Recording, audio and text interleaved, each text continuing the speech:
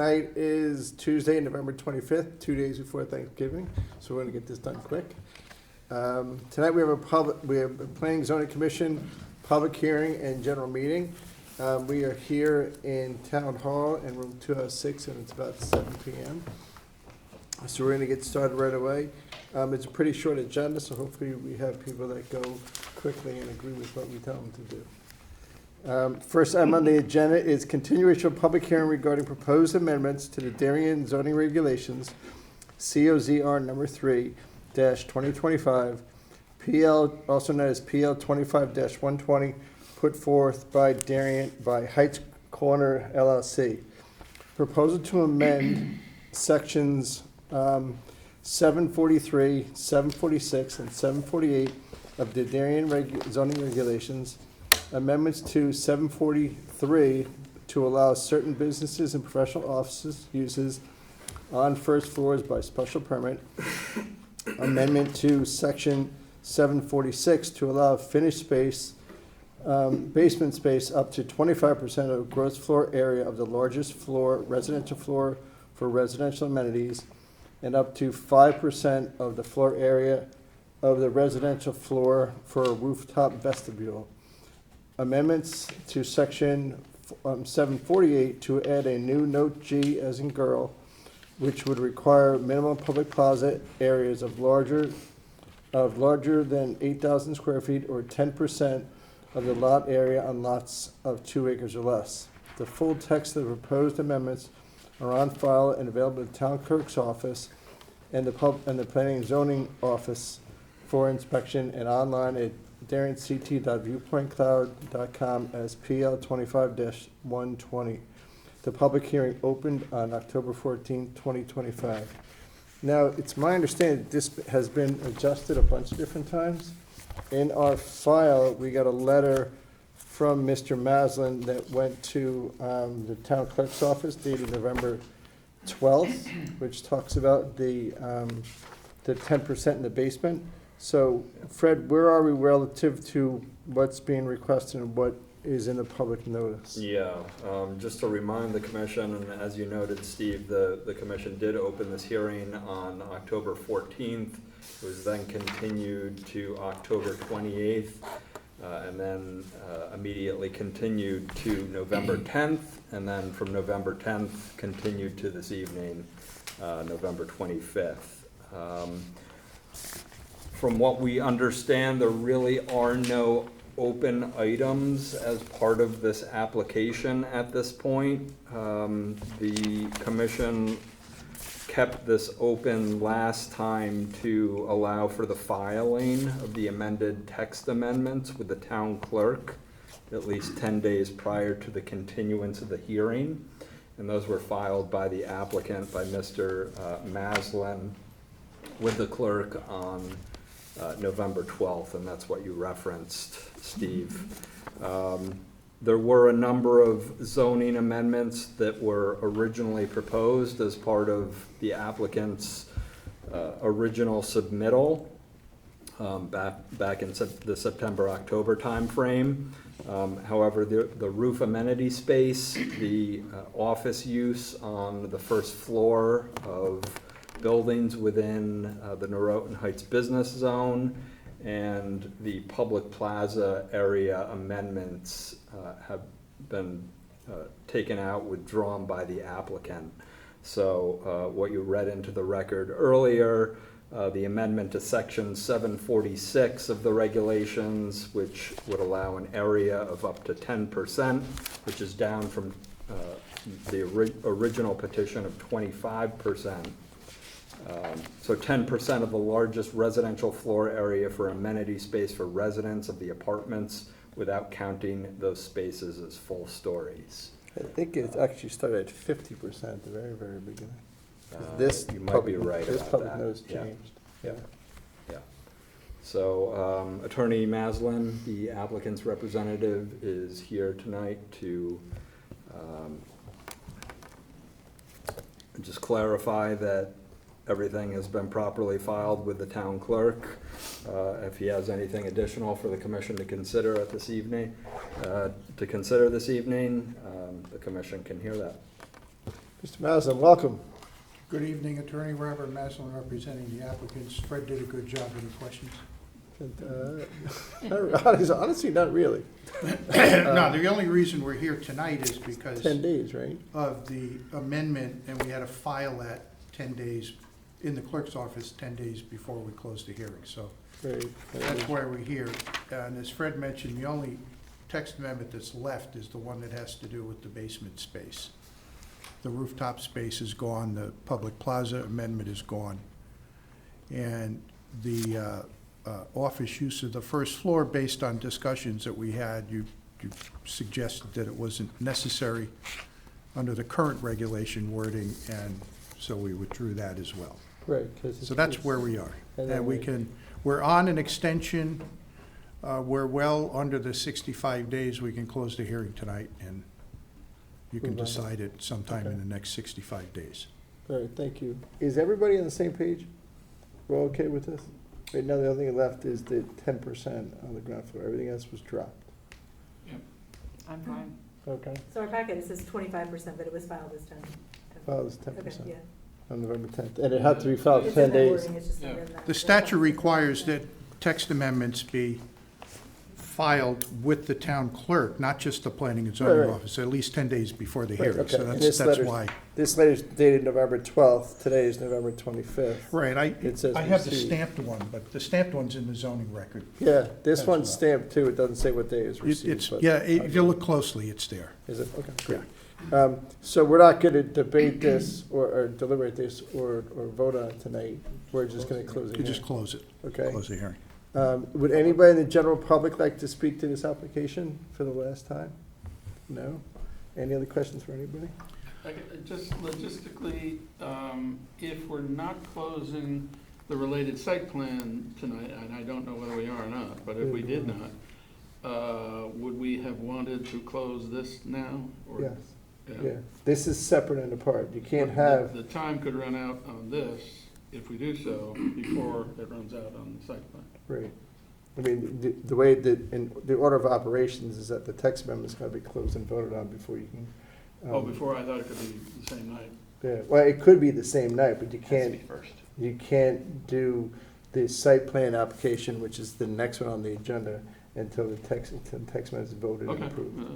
just, good, fine, It's just logistics and really order of operations. Okay. We're good, good, good? Good. Okay, I would entertain a motion to close this hearing. Adam makes a motion. I think Amy made the second. All in favor? Thank you. Okay, the text amendment hearing is closed. Okay. Next item on the agenda, continuation of public hearings regarding business site plan application number 313, special permit application number 344, also known as PL 25-120, Heights Corner LLC, 90, 100, and 188 Heights Road. Proposal to redevelop the property as a mixed-use residential/commercial and perform related site development activities, including the construction of parking, public plaza areas, installation of landscaping, lighting, stormwater management. The applicant proposes to construct one three-story mixed-use building with commercial space on the ground floor and 21 and 2-bedroom dwelling units on the upper floors. The property consists of 3 separate parcels on the north side of Heights Road to the east and west of Edgerton Street. 90 Heights Road is shown on Assessor's map 75 as lot 29, lot number 29, and that is 0.74 plus or minus acres. 100 Heights Road is shown on Assessor's map number 75 as lot 28, and that is 0.19 plus or minus acres. And 188 Heights Road is shown on Assessor's map number 74 as lot 9, and that's 0.39 acres. The subject properties, the subject parcels are all within the Noroton Heights Business Zone NH and total 1.33 acres and will be developed as a single development site. The public hearing opened on October 7th, 2025. So in our packets, we've gone over this, 3 nights, I think, already? In our packets, we got another set of plans, which are pretty much similar. There's some exhibits in the back of these that answer some attorney Rady's questions and whatnot. I think the big thing that we got relative to this was Mr. Canis did his full engineering review and signed off on it, so I want to hear from him and make sure we're all square with that. Fred had a series of questions in an email to Mr. Maslin. What's the date of this, Fred? What is what the date is on it? It got cut off for some reason. But we need some answers to some of those. I think Mr. Canis can probably answer those questions for us. In that juncture, we got some letters of support, I think, from that, and a new engineering report. In our prior meeting, we got a letter, or right before the prior meeting, we got a letter from the ARB, or I got a letter from the ARB, and everybody was copied with regards to the application. It's 5 pages long, it's dated November 10th. A lot of things in this letter have been dropped and don't exist anymore. I do know that the applicant went back to the ARB last Monday. There's a new letter that was just issued a few hours ago. Oh, it was? Okay, I didn't see that one yet. So we have a new letter from the ARB, and we'll get into that. But Fred, what am I missing on this one? We're almost through the application. I don't think we were set on anything, but I'd like to check off some boxes this evening. Yeah. Just to remind the commission, the commission did open this hearing on October 7th. It was continued to November 10th, and from there continued to this evening, November 25th. So this will be our third night hearing this application. Both of our peer review engineers are here this evening. Joe Canis of Ty and Bond and Greg Del Rio of Hardesty and Hanover. Mr. Del Rio submitted, or since the commission last continued the hearing, Mr. Del Rio submitted comments for the record dated November 21st, signing off on the application, noting no new issues or significant impacts on parking or traffic as a result of the proposed development. What date was his letter? The 21st, November 21st. We also received a memo from Mr. Canis dated November 19th. Mr. Canis also signed off on the application from a stormwater management and erosion control perspective.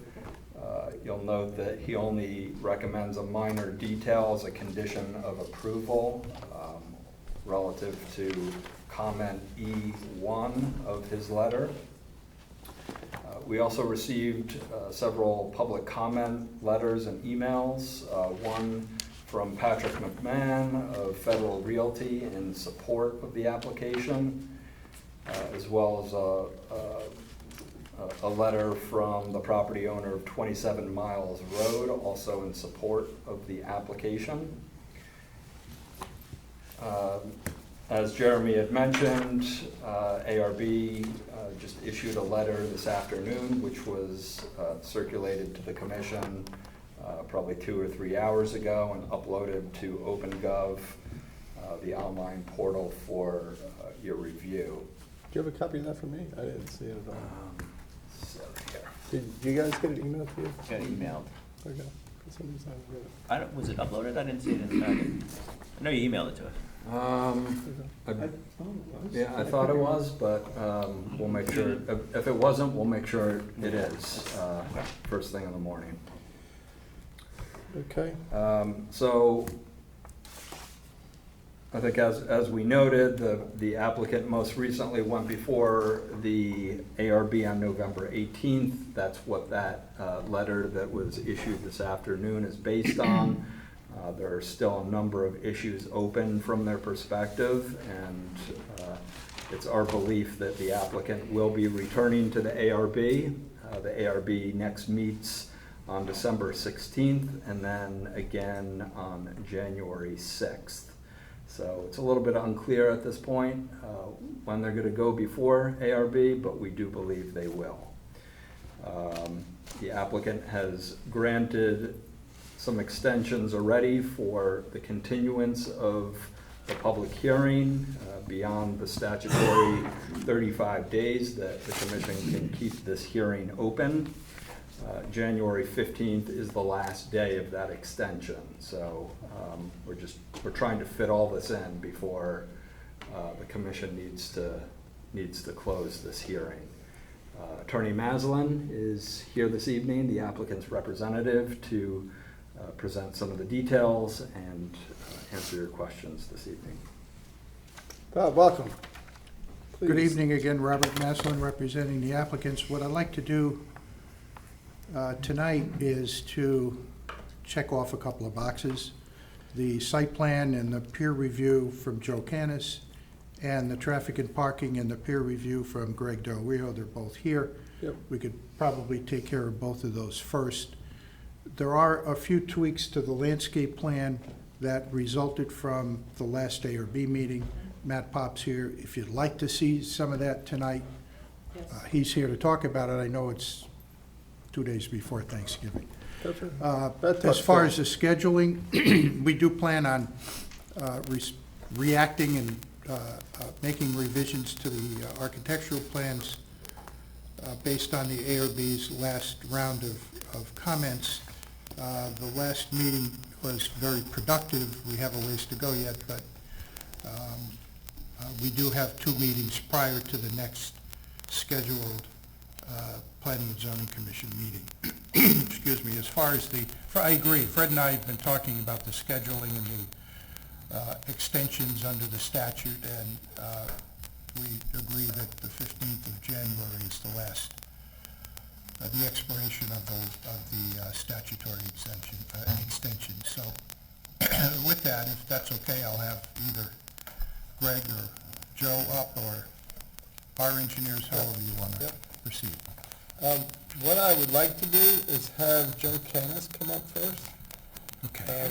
if you don't mind. And you're the gentleman with the white shirt. You're the engineer, right? For land? Okay. Joe's letter is pretty self-explanatory. Bob, if you could help out Joe for a second. In the back end of the letter, which is pages 9 and 10, which is really, I think, more 9. It says, site plan has been updated accordingly, site plan has been updated and quarterly. I would like to be able to depict those on the site plan, because I don't know the date of the one that I have.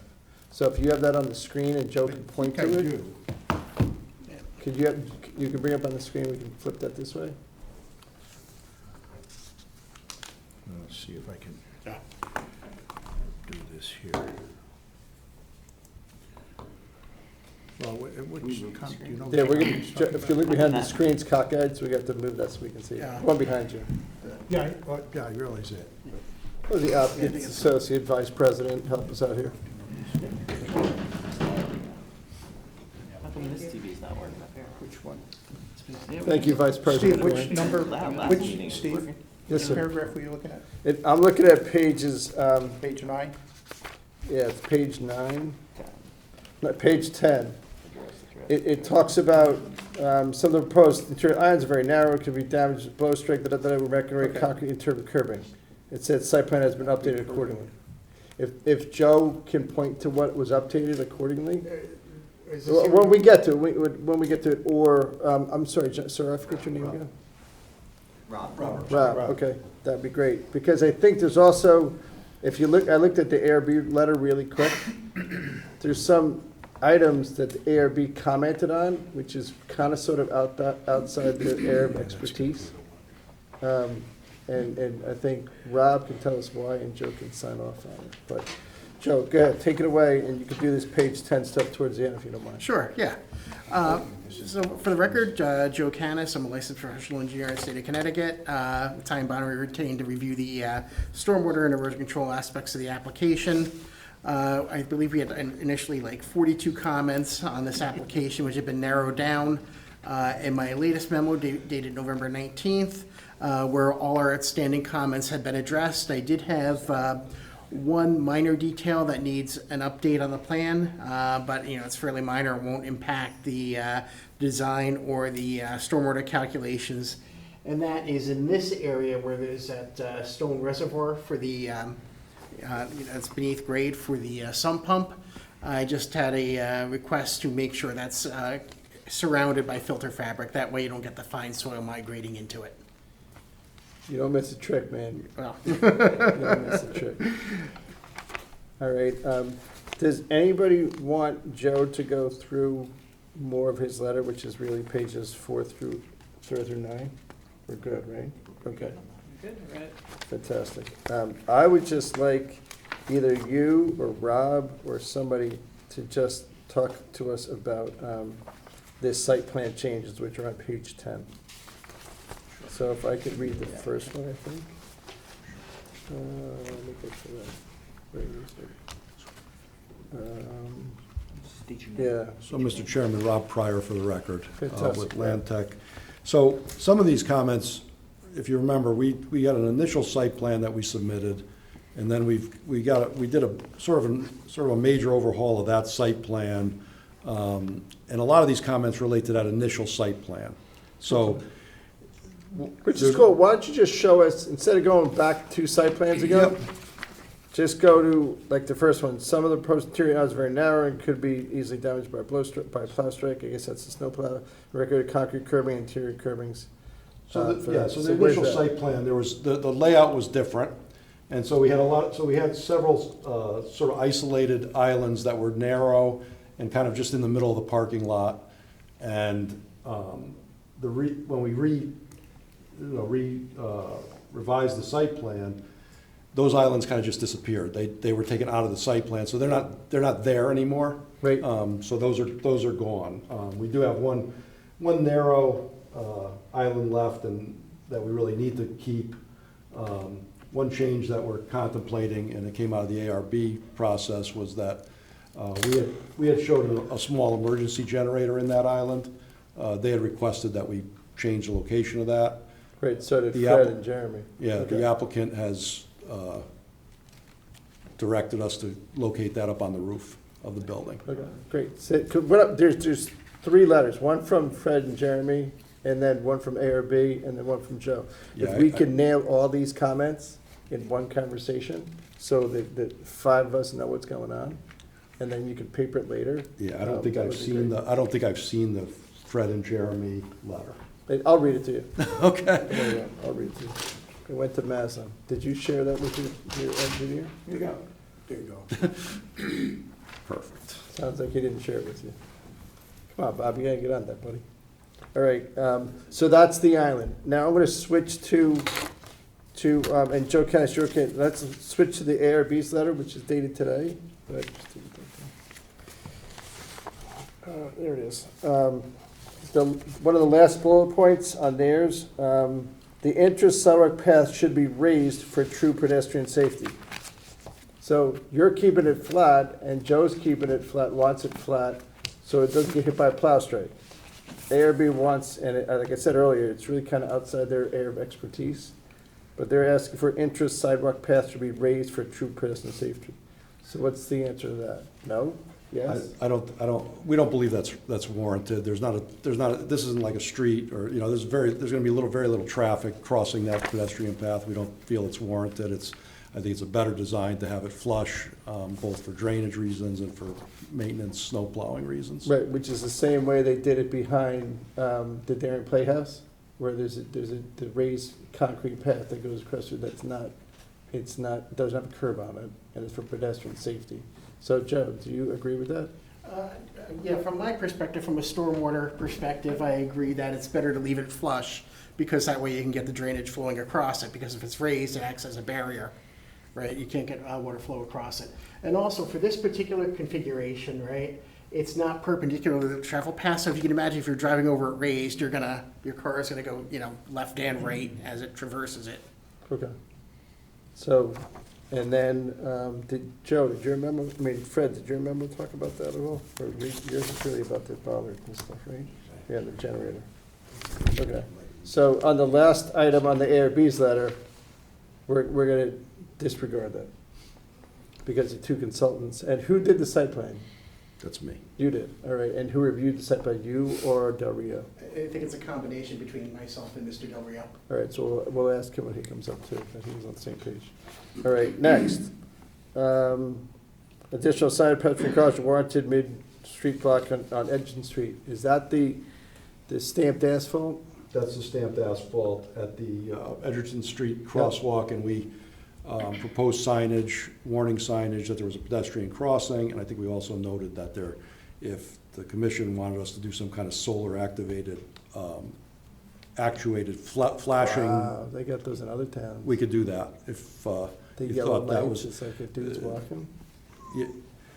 They're typically actuated by the fact that somebody walks toward the crosswalk and then they start they're not flashing all the time. But at my house in Narragansett, when we go to Wakefield, there's flags that you Okay. have to grab on one side and take to, should we get those too? Not doing flags. We're not doing flags. Okay, Greg, can you just make sure you're gonna note that when you come up? Thanks. Okay, so that's what you're talking about there. And that's stamped asphalt, right? Yes, Okay, is that also painted red or is it just white or whatever color it is? I guess we could work that out with what's customarily done in town. Right. We only We have one of them in town and it's at Uncle's Deli.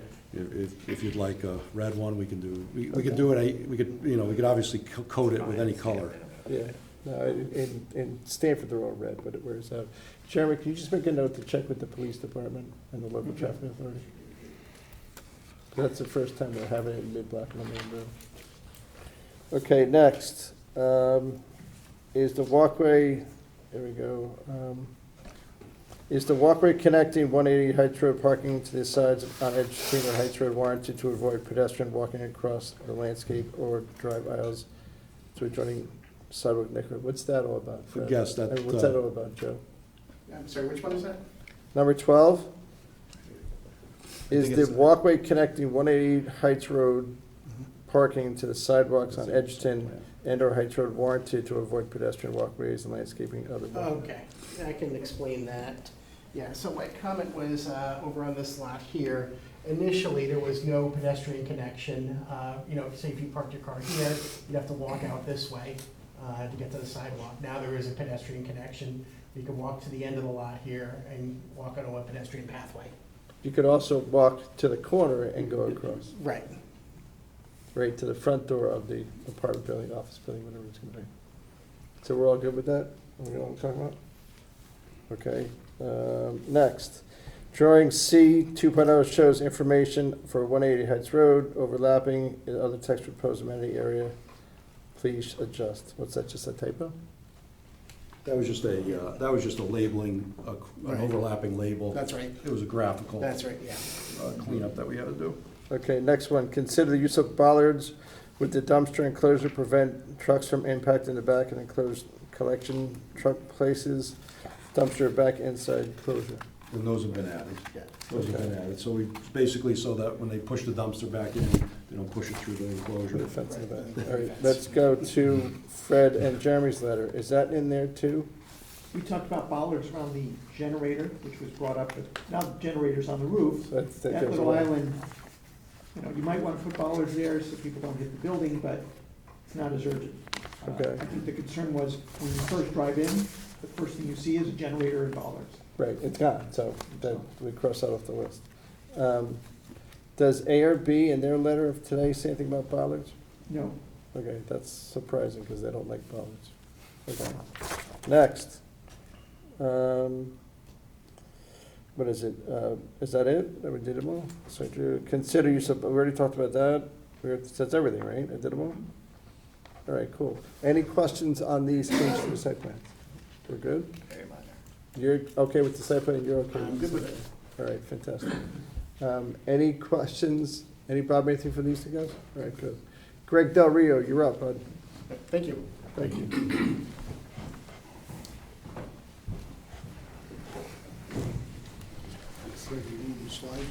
I'm not sure I'm gonna. Good evening, everybody. Greg Del Rio, professional engineer in the state of Connecticut. So we conducted the peer review. Nothing new to add. Last week, we went over all our comments, and the only thing that I didn't have time to submit the actual memo letter. So now that's consistent with comments from last week, nothing new. If you want, I can go over some of those comments very quickly. If you remember offhand, I don't have your letter in front of me. Yeah, I mean, yeah, I think I remember most of it Yeah. offhand. They had to go Well, why don't we- back and can- update the traffic data. Go ahead. Can you start with what we were just talking about with the other gentleman first? Because you're a site plan guy and a parking guy, Right. right? Yep. So you have to set up for the site plan too. Yeah, So- so they updated it with all the turning movements, which was much better and acceptable from the prior time when they were, had some challenges moving in and out of the site, including within the site. Yep, So now everything flows pretty standard.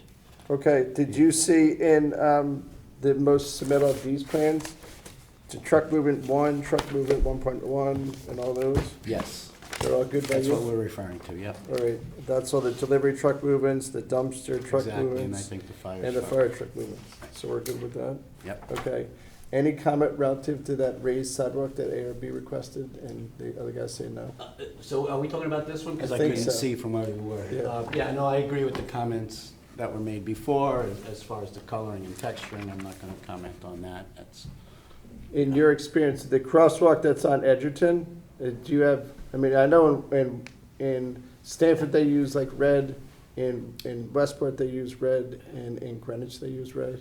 as far as the actual crosswalk striping, Yeah, I would leave it standard and just do white. just do white, Yeah. okay. Because that's supposed to, that, if you look at it, it said that's textured, so that's stamped asphalt. Okay, well, yeah, I mean, as long as they're following MUTCD standard guidelines, whatever that treatment is, as long as it falls within Okay. that. That's the picture I sent you last week, Jeremy. Yep. Just check with the What police they're doing in department and see if it's okay. Yeah. Okay. There's one going on Glenbrook Road, it's Crescent Road in Stanford, that's doing the same thing, and I just took a picture of the truck, and that's what it is. And sent it to these guys. Yeah, that would be the only comment, to make sure it's, it meets the standards, that's all. Right, yeah, it's being done at Yeah, Stanford. no, so that's fine, yeah, Okay. in order to keep the aesthetics and everything, yeah.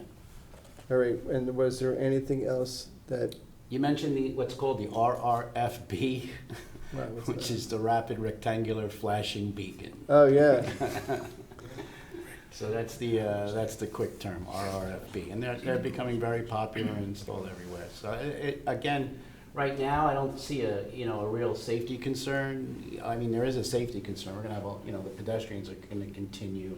We're gonna have a little more activity with the development itself. So I think it could be monitored, and, but if you wanna put it in to begin with, that's fine as well. all right, why don't we do that, guys, if this gets approved, as a look-see after a year, and based on what the police department wants. That sounds reasonable. Yeah, I don't think we're in the business of putting in Yeah. flashing yellow lights. I don't Well, think then they that's in start our- asking for them everywhere. Yeah, Yeah. I don't think that's our Edgerton's business. not a hugely trafficked street either. No, it's not. But if office residents are on the other side, office tenants, if someone's parking on the other side, works in the building, and they're walking across there, but that's at 7:30 in the morning. I don't know. maybe It's a it's- slow-moving street. They do help with compliance. It's gonna be the main concern. I'm going there tonight with you. Okay, I can't resist asking at this point, it's kind of late in the game, I know, but who's gonna use that crosswalk most? And wouldn't it be better if it were at the southern part of the exit from that parking lot? So there is crosswalks here and here. They're adding Yeah. a new crosswalk here. Yeah. We talked about that Yeah, last time. yeah. Can't hurt. So that's already here, so. But the one we were just talking about. Yeah, this one here, I Who's think gonna- is in who's a gonna good use that? place, because you're connecting to the shopping center.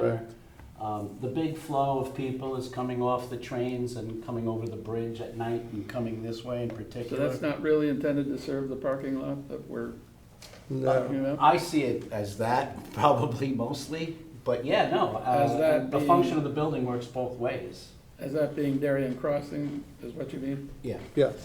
And there's a sidewalk on that side of the street, is it? correct. Yep. Okay.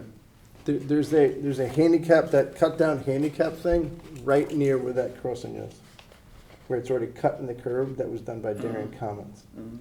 I think that's more reason why So- it goes up versus down. So the folks from the parking lot might wander along the path that is being created in the park and then go across the street yeah, they might walk up there, but they're not going, because they're gonna go directly across the street, Edgerton Street, right? Right. Where there's no crosswalk and no. Well, again, it'll probably, work its way out in the wash here where certain people, where their office is, where they arrive, and how that all happens Yeah, will dictate, the pedestrian crossings, but it's probably gonna be a 50/50. Why don't you do this, Rob, tell us why you picked that location for the crosswalk instead of being further, quote-unquote, south? So when we were considering that crosswalk, we were really considering the connectivity between a bunch of sites here, between Darien Commons, There's this also. over to Heights Crossing, Palmer's. Yep. And that location just made more sense than having people come down, come across, and then come back up and cross around. This sort of makes more sense. It eliminates, if you're making that movement, now you're crossing the street once, you're not crossing the driveway, then the street, eliminates one pedestrian crossing. I would suggest that if office people, the office workers are parking here, they're probably more migrating down to the corner and going into the front door of the office, because that's really the main entrance to the office space. So I would say that that's kind of how that flow would work. They could certainly walk up and around too. But I think that was the reason for that location, if that makes sense to you. not a whole lot, actually. Well, I did miss that. This is a big part. That's a Yes. big part of it. So now you have a real connection between all of these developments. That's the post. Without going out of the way, you're way more likely, I am, if I'm in the post office or if I'm in Palmer's or anywhere, to make this quick walk and get something, and get in my car, drive around, come back, blah, blah, blah. This is a pretty nice connection. I'm more focused on that parking lot over on, Yeah. on the east side of Edgerton. And if I'm coming from Darien Commons, I doubt I'm gonna bother to cross the street, Edgerton there. I'm gonna keep on walking down and cross Heights Road where there is already a crosswalk.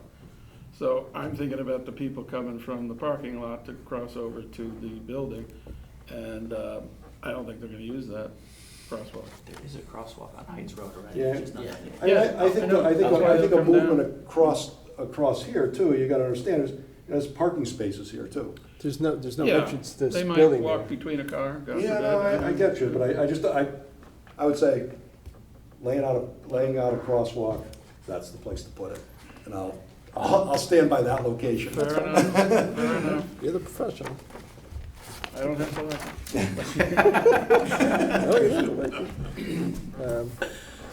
What's the speed limit on Edgerton? 20? I forget offhand, probably It's a slow-moving street. Probably 25. It's a pretty easily navigable street, It no matter really where is. you're crossing it, basically, right? It is. I mean, if you've ever observed, I Yeah. mentioned this last time, people just flow across. Yeah.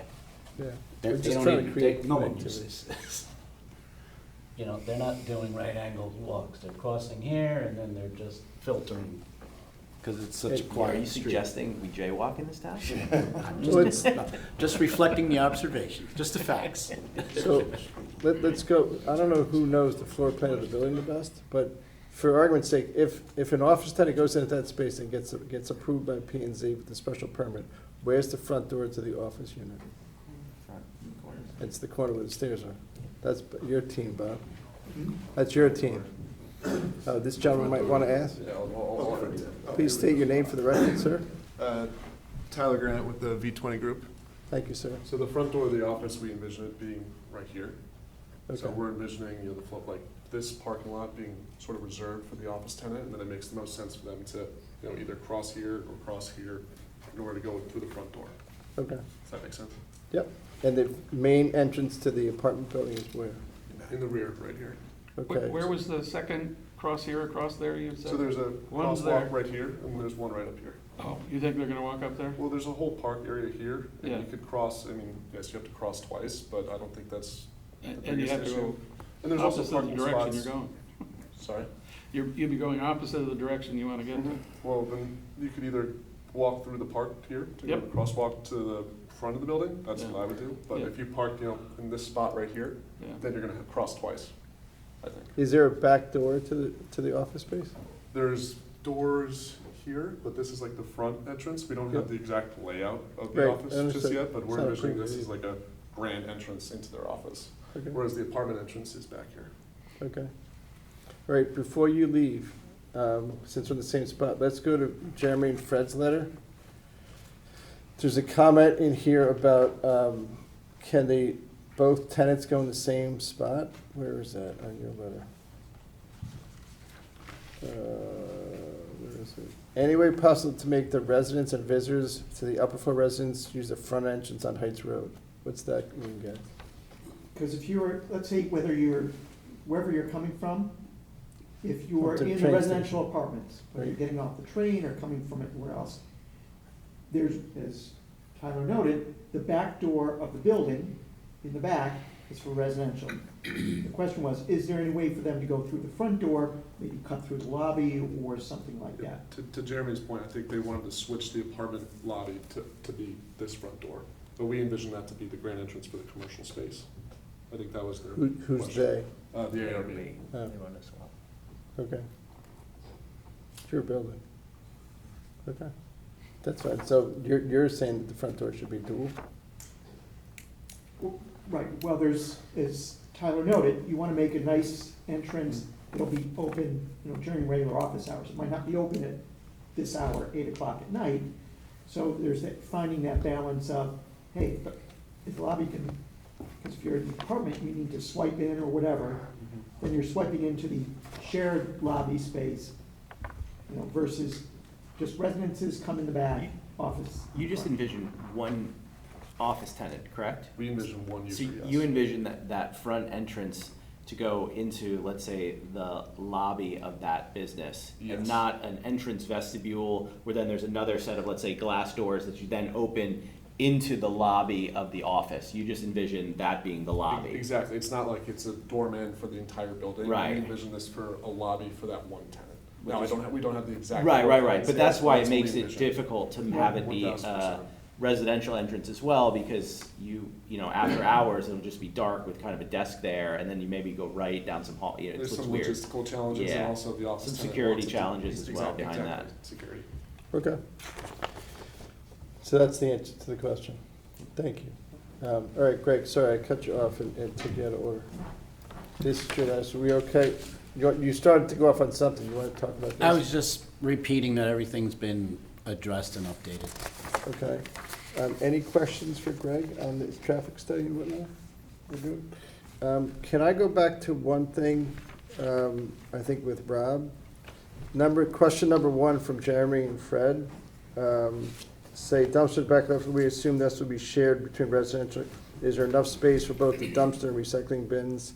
How often will be connected? Is there need for trash collections within the building?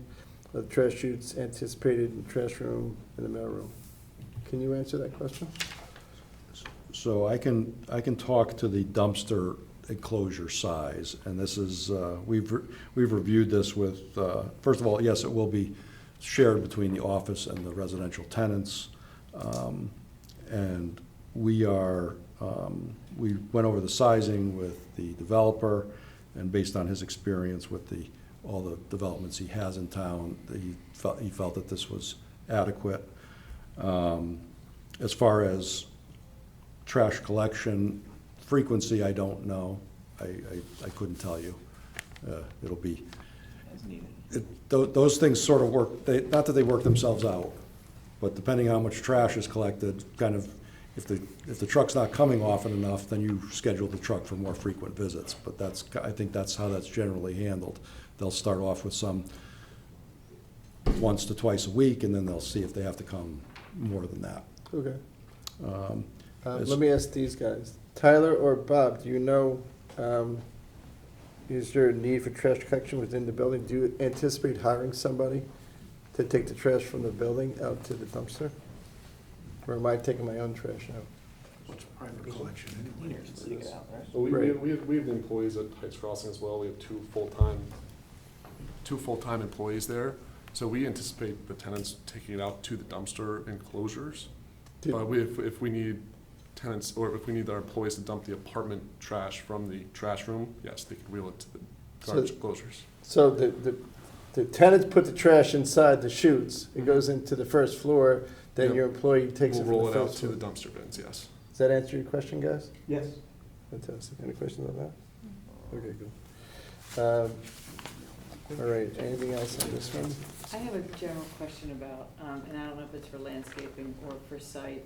The residential main entry, I'm going traversing to and from the train every day. How am I going? How am I walking through that, to that door, to the train, which is really to the left side of this? So Tyler, you're moving into the building, you're commuting to the Yep. city. Yeah. How you getting to the train station? Yep, I mean, there's nice sidewalks here, all the way down, and then there's a crosswalk right there, and then I think the train station is right here. That way. Yep. Down That further. way. So I'm walking, then there's, further. It's down. Or it's you- down a little further, I mean, Yeah. Yeah. Or you could kind of leave this stairway, yeah. walk down, And that's and then where walk you're down going. Heights Crossing to the, That's how they're gonna go. That's how they're gonna go, 100%. So that's kind So- of when we talk about the site plan and understanding the lighting and the width of the sidewalks and Mhm. the programming that's along that little strip, because that's how people are gonna go. See, I was out, Commute to, with the train. I was out there last week or 2 weeks ago with the first selectman, Zagrodsky, and people were coming out of Heights Crossing and Mhm. going directly across the street to the train station, and there's no crosswalk, right, Mhm. on that end. So I said to him, we should talk to Ed Gentile about putting a crosswalk from the middle of Heights Crossing where the water fountain is, to go across the street. That's not on this site plan, and now that thing's built and approved, so that means the town's gonna pay for it. Ed Sure. Gentile can put crosswalks wherever he wants. there's certainly some opportunities to put in additional crosswalks across Heights Crossing. You have a sidewalk, I think, that runs almost the full length on the Right. train station side now. So there's certainly an opportunity. Now you've got sidewalks on both sides of Heights Road pretty much the whole way, so. And I'm more concerned about, that's how people that are commuting, that's the way they're gonna go, and hey, I know you have more things to deal with ARB, that should be one of them, is to, how is that gonna Yep, look and feel? in the office tenant too, I mean, their employees, a lot of them will be Yes. taking the train too, Yeah. so I mean, they're I can see same the way. office employee going the extra way to get to their Yeah. front door, but the other guy, the residential guy, Yeah. that if their main entrance is in the back, How are they gonna get to the just train? spend some time, I would like to know, not tonight, because I know you don't have those answers, Yep, but how that's gonna work. Yeah, we can show that. We can, and I Yeah. think Yeah. we may have the aerial, we may have to just get it on the aerial a little bit so we can show where the existing crosswalks are. Right. You know, on Heights Road. A slide if you wanna. I don't know if we I have think a we're photo, okay. yeah, if you want. We're okay, we don't need to see it. And we don't need to see We it don't need to tonight, see it. but I Okay, know we're you're good. doing some things for ARB, Okay. but that would be one of those things I would think, to spend some time on. Yeah, the only problem is if it's, I 100% agree with you, because I saw this old couple on a Sunday walking across the middle of the road, Yeah. and there's no sidewalk, there's no nothing. Yeah. And I'm like, they're gonna get clipped. Yeah, I mean, here's just to give you an idea, so there's the crosswalk that's existing, we're putting in the other one here. Yep. But there's, I mean, there's obviously opportunities. I mean, if the train station is kind of here, maybe this spot Yep. off where the bank is, Yep. there might be an opportunity to do something there. There's no parking, it's a good spot because there's no parallel spaces there. And that's the street experience, but I'm talking about the building experience. And if I'm going to come home to a nice residential apartment, and I feel like I'm walking along a dirty alleyway, not a dirty alleyway, but like an afterthought, to experience my door, that's all I'm saying. There's an opportunity to make that better on the site. This one helps. Yeah, I don't think it. Train. I understand. No, I I'm saying understand that what the one commissioner's doesn't. asking. No, I think you're right, I'm just saying, Yeah. that picture doesn't help. There's if also you- been talk about renovating the railroad station, so there may be an Yeah. opportunity there to incorporate.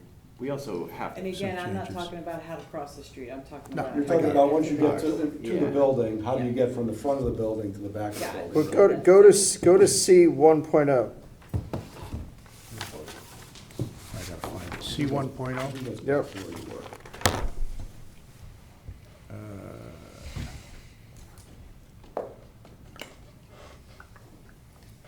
I think we also have to be wary that we don't wanna have 50 crosswalks on No. the road No. there. Like, we don't No, have, no, on and the I'm- post road has the same thing with the train station, but there's not a I'm crosswalk specifically every not 40 talking feet. about I think that. we're talking about Yeah, you're Correct. talking about the Section from path. here to You're here. talking about the on-site You path. do control. We don't feel that that's, Correct. we may not feel that that's important enough. No, so I the think that's point, what we're talking I think, about. if, slide it up a little bit, Bob, because it's being blocked. Slide the thing up. What's that? Slide the picture up on the screen if you can. Or just lower your, There you go. Thank you. See the crosswalk that's, point to that one crosswalk, no, over to the left, left, that's right. There you go, Mhm. bingo. Yep. So if I'm coming out of the apartment building, show me the front door of the apartment building. You come out of the apartment building, you're walking down that path, crossing the crosswalk, keep going, cross the crosswalk. Then you're walking down to Garden Catering, getting yourself a cup of coffee, and then you're going across the street to the train station. So that's the design, but the question is, once you get off-site, how do you go from A to B? When I used to go Well, to I Darien think Donuts, I did there's two, is there a better location for a crosswalk on Heights Road? That's very different than your question you're asking, which is, if I'm coming from downstairs and I'm coming down this stairway and I'm leaving that door, Yeah. because that's what's happening here. But And that's, then I still gotta get out to the street, and what I've got is a somewhat narrow sidewalk. Yeah, yeah. Okay. And before, that's where the generator was, and that's Right. where all that stuff, Nope. like that, every building has to have the back Yep. side that where you have to put the stuff. And just, that's how your average resident's gonna be coming in and out, the commuter. Mhm. Not the parker, but the commuter that goes to the train every day, which is logically, might be your person. Correct. Just, I know you've got work to do with the ARB, just curious about that, that's all. Okay. And you might address it with some landscaping, Mhm. event, yeah. We got Matt Pop, he's still Yeah, on that. Matt will go over how we did that, but we'll look at that. Okay, thank you. Great. Any other questions for these guys? Good. Matt Pop, you're up, bud. And to answer the question, we have to make sure that we have 10,000 square feet of open public space, I'm sorry, it's public space. We We did that, right? went through that once. Well, just do it again. Do it Yeah, again? All right. check stuff off the list, man. Yeah, We did, yeah. Okay? double check. Good. Rob, you want to do the open space again? No, you can do it. No, I think you did an exhibit, right? Yeah. Matt Pop, landscape architect, Did environmental anything land change? solutions. Just show us stuff that changed from last go around. Oh, If at I all. had to go back and, go back to the regular landscape plan. Because that's an old plan that still has the rooftop deck. Bingo. Okay, new plan. So I wasn't at the ARB. I wasn't at the ARB. State your name for the record, Matt, I'm sorry. But my partner Kate went to the ARB. Matt, Just state state your your name. name for the record. Matt Pop, landscape architect, environmental land solutions. There's a number of changes that we made. Before I go over some of the changes, but maybe the comment that you had about crossing the street here, and maybe this walk can kind of come and meet closer to that intersection here. So maybe it comes out a 45-degree angle, so we kind of avoid, that crossing there. So I think we could do that. And then another main revision, it wasn't from ARB. Commissioner Bradley likes that idea. Yeah, and I like it, because I kind of thought about that too in the past, and then it just didn't get revised yet. But this, another comment that we did, a change that we did, wasn't from ARB, was this wall here got shifted back at maybe 2 meetings ago. So we're able to add 2 more street trees. So we have, a continual row of landscaping along the street, which I think is nicer. Before, we had 2 trees here and a tree here, and there kind of was a gap here. And so again, that's a lot cleaner look. Changes from the ARB, kind of thought it was a contemporary building. They thought the landscaping wasn't contemporary enough, so we wanted a lot more ornamental grasses. So there's a lot more ornamental grasses kind of in this area here and in the front here. That change. They wanted the benches, they kind of thought the benches where we had them wasn't wide enough. So they didn't like the benches along the streetscape. So I took one of the benches from the streetscape here, there were 2 here, and we moved 1 back to over here along this walkway. So it's a little bit quieter area. They also want the 2 benches kind of facing each other. So where we had the bench, this bench was back here. I moved that bench to over here. I think that might be a better spot anyway. you know, it's closer to the building. So this area here, we have benches, you know, facing each other. Let's see. What about bike racks? Jeremy and Fred's letter number 3. Will there be bike racks and or bike storage in the basement? That's it. Bike racks. Commissioner's question. Big one. You got bike racks? We don't have a bike rack yet, but there's plenty of spots to stick bike racks, you know, underneath. I think that would be good to How many be bike under the racks you cover. want? Well, I think the tenants are gonna want some bike Yeah. storage somewhere, Yeah. but I think they can work that out in the unfinished basement space.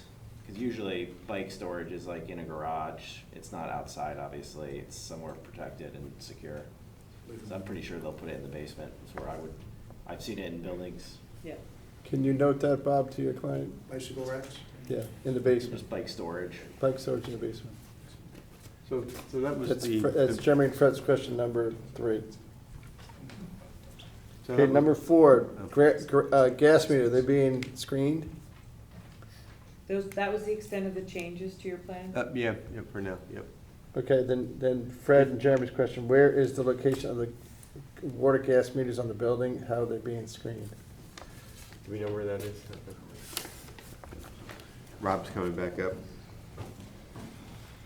So right now, the water and gas and utility rooms are on the western end of the building. So we haven't worked out the details of that yet, but those likely will be in sort of an alcove in the building set back.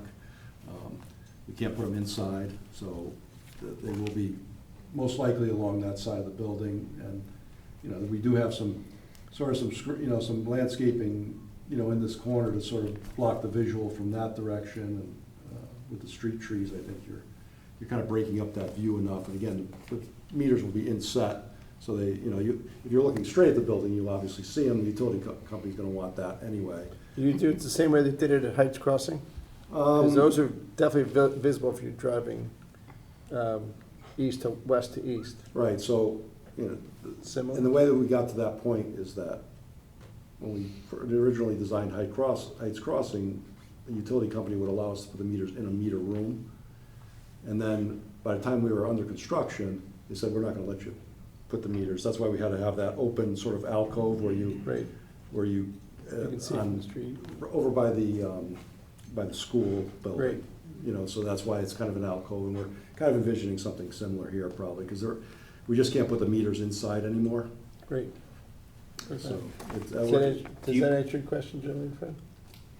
Do you plan on bumping that wall further east of the building? Or do you Well, think- that's what I think will happen, is that right now. That's what I'm, because like, it's already narrow, and then if you add some equipment, like, you're losing 9 inches, So 10 the, inches. so the idea is that there's utility rooms On the other in the side. Yep. building itself, and most likely what would happen is that exterior wall would get bumped back. Yeah. Couple feet. And so, Yeah. so what's now the exterior of the building wouldn't be the exterior, it'd be bumped back, and those meters and everything would be set into that, sort of that. Because that also space. gives you an opportunity to widen To that walk path right and make it a little bit, even if you bump that wall back 2 feet, 3 feet. Oh, yeah. Not even a negligible amount for the, office tenant. No, certainly, it's, you know, I mean, that's obviously an area that we have to look at, and we have to see if there's an ability to, may potentially slide the building a little bit closer to Edgerton, which we might have a little bit of room to gain a little space there, plus the, final kind of how we configure those utility spaces. Okay. So I think that answers number 7.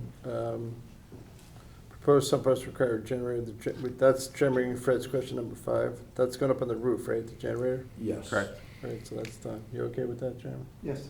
When you put it on the roof, do you have to put, for a generator, do you have to put a pad underneath it for sound dampening? Yes, there's a full mechanical way that they mount the generator up on the roof to keep those vibrations from going through the Right, structure. because I know when you get ACs on the roof, you can get into the decibel levels, but a generator is like a totally different ballgame than an AC compressor. They put them on springs? Yeah, exactly, so that they Springs. move it. Okay, just making sure. I'm sure we have some code in the building for that. All right, that's number 5.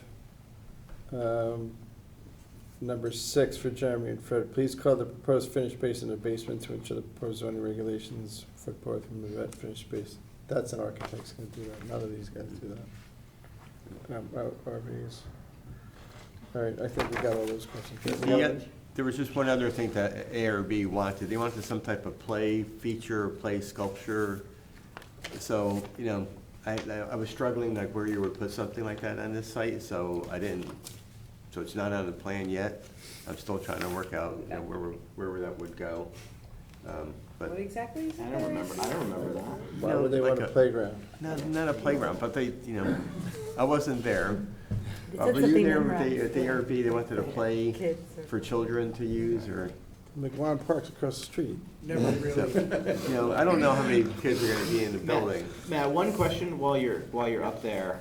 The row of trees on the west side of the property, they're meant to screen of that issue there, right? So I think, if I remember correctly from ARBs, and maybe, since you weren't there, maybe Bob can speak to this. They didn't like the trees that I think you originally proposed, and they wanted birch trees. Well, I have there? birch. Or you have birch, and they didn't like the birch, they wanted something else? Probably, if I propose something, if they're gonna. like I that. I just wanna make sure, like, I'm much more, very much indifferent. I trust the landscape architect more than I know about trees. I'm more concerned that it's screened well than the fact that it's a specific type of tree. So as long as you make sure that that is accomplished with the screening and the look of it, I think it's somewhat the type or the specific tree that we plant there is somewhat unimportant. So I think there was also comments along the way that, you know, they didn't want that, or somebody didn't want that much screening because you want the Right, view yeah. across. To So I was see it, like- which I thought was not a good idea. So, okay, because I was thinking maybe you do every other parking space, every 18 feet in the center, you know, maybe it's every 3 parking spaces a tree. That's fine. One last question. On the right side, the back where it approaches Noroton Heights, that wall is quite high. I see you have 3 trees there, and then there's a row of green in the back. What is that you envision? Those are arborvitae, just Okay, something, yeah. so it's gonna soften that high Yeah. block of. And that was a comment from ARB originally. That's good, okay. Yep. That's Thank just you. a sheer, I think that's a sheer. Yeah. Can you just talk about, I think it's the last one, green landscape island along the western edge of the property should be 5 feet wide to create the necessary visual break from asphalt, with multiple cuts through for pedestrians to get adjacent property. Did anybody see that yet? What are they talking about there? So I guess that's this Yeah. island. They wanted fewer trees there. No. Can't Let's just fit say it. that's not going to happen. We don't I can't- have 5 I don't feet. have the room to do that, to make that Yeah, you're island. gonna, you'll effectively make all that parking go away. Yeah, Yeah. I can't do that, so Yeah. that's a And it hard makes it stop, more we're not doing it. All right. That's sort of what I was getting. Okay, yeah, it's. I think the plan on the west side, how it's lined up there is fine. Yeah, if I had another, you know, if I had some more property to work with and didn't need all the parking, I'd say fine, we'll give you all the room we need over there, I can't do it. Okay. That's another site plan question, and they really don't do site plans, but that's okay. I think we got other questions on Fred's list, Fred and Jeremy's list. ARB, we talked about some of those, and Joe Canis's and Horace Hanover's. Are we missing anything? You all good? Question for Jeremy and Fred. If the building envelope doesn't, let's say they Yeah. keep it like this, the building envelope doesn't change, but they change how the second story backs in, but they don't change the height, or they change what the materials are in the building. Do we need to keep this open for them to fight, to go back and forth with ARB over, show me a full brick version of this building? No, show me a full concrete version. No, show me a wood panel clad version. No, I don't like the clear balconies. I want to have railings everywhere like a prison. Do we have it? But it has nothing to do with the site plan at all. The building envelope doesn't change. The parking doesn't change. The driveways don't change. The park doesn't change. Do we need to keep it open for that process? It's ironic that you asked that question, because Fred and I had that discussion about 4 hours ago, is can the commission close the public hearing with the understanding that there may be an ARB report coming December, January, whatever month it just happens to show up, with potentially no other changes? We are of the belief that yes, that can happen. Bob, do you agree with that? Fred and I had the same conversation 3.5 hours ago.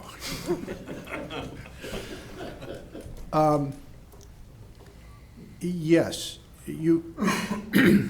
Planning and Zoning Commission, or Zoning Commission, in reviewing a site plan special permit can receive reports from other agencies after the hearing closes. Right. On the theory that another municipal agency is going to be neutral, it's not going to be in favor of or against whatever, and be biased in any way.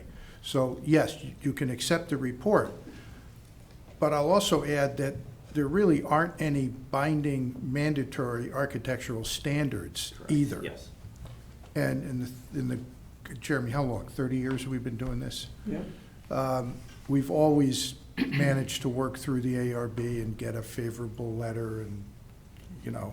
I mean, that's the way the system is intended legally, whether it's mandatory that way, no. This So commissioner. to answer Adam's question, yes, you can close the hearing and accept the ARB report when it comes in.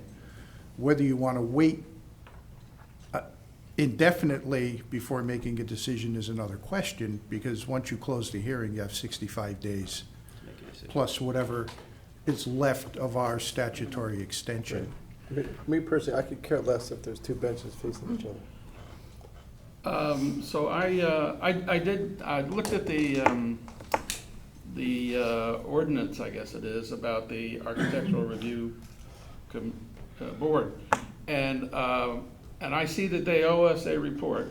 I was interested to see that they're supposed to report really on everything that goes through them to us, but that's a whole different subject. Anyway, one of the topics is whether this, whatever they're considering satisfies or is appropriate to the character of the area, the neighborhood, I think is actually the word. That's what I want to see from the ARB, is whether or not they find this to be of the appropriate character of the neighborhood. And so I will not favor closing it, for what that's worth, until I see a report from the ARB on that topic. I agree with George. The ordinance also says timely. Well, who's that fall on? I don't know. But I think if you're talking about potentially bumping that wall, then it might need to stay open either way, right? Because I don't think, Yeah, he's obviously saying they're working on something. yeah. You know, they're working on something to do something, and I don't think there's a rush to close it, but, you know, I don't think, they're gonna see the ARB on the 16th. That's, you know, 2 weeks then, we close it in we close it, well, it does, if we don't close it tonight, we're not closing it until January anyway. That's correct. Right, if you don't Because we're close at a it meeting. tonight, then we consent to the extension to get us to January 15th, whenever that is. Right. And the next scheduled meeting, the last one before that expiration is January 6th. Yeah. So that'll start your 65-day clock plus the few days remaining. If we're at the same place we are tonight, all the zoning issues are covered, and the issue is we don't have a favorable report from ARB yet.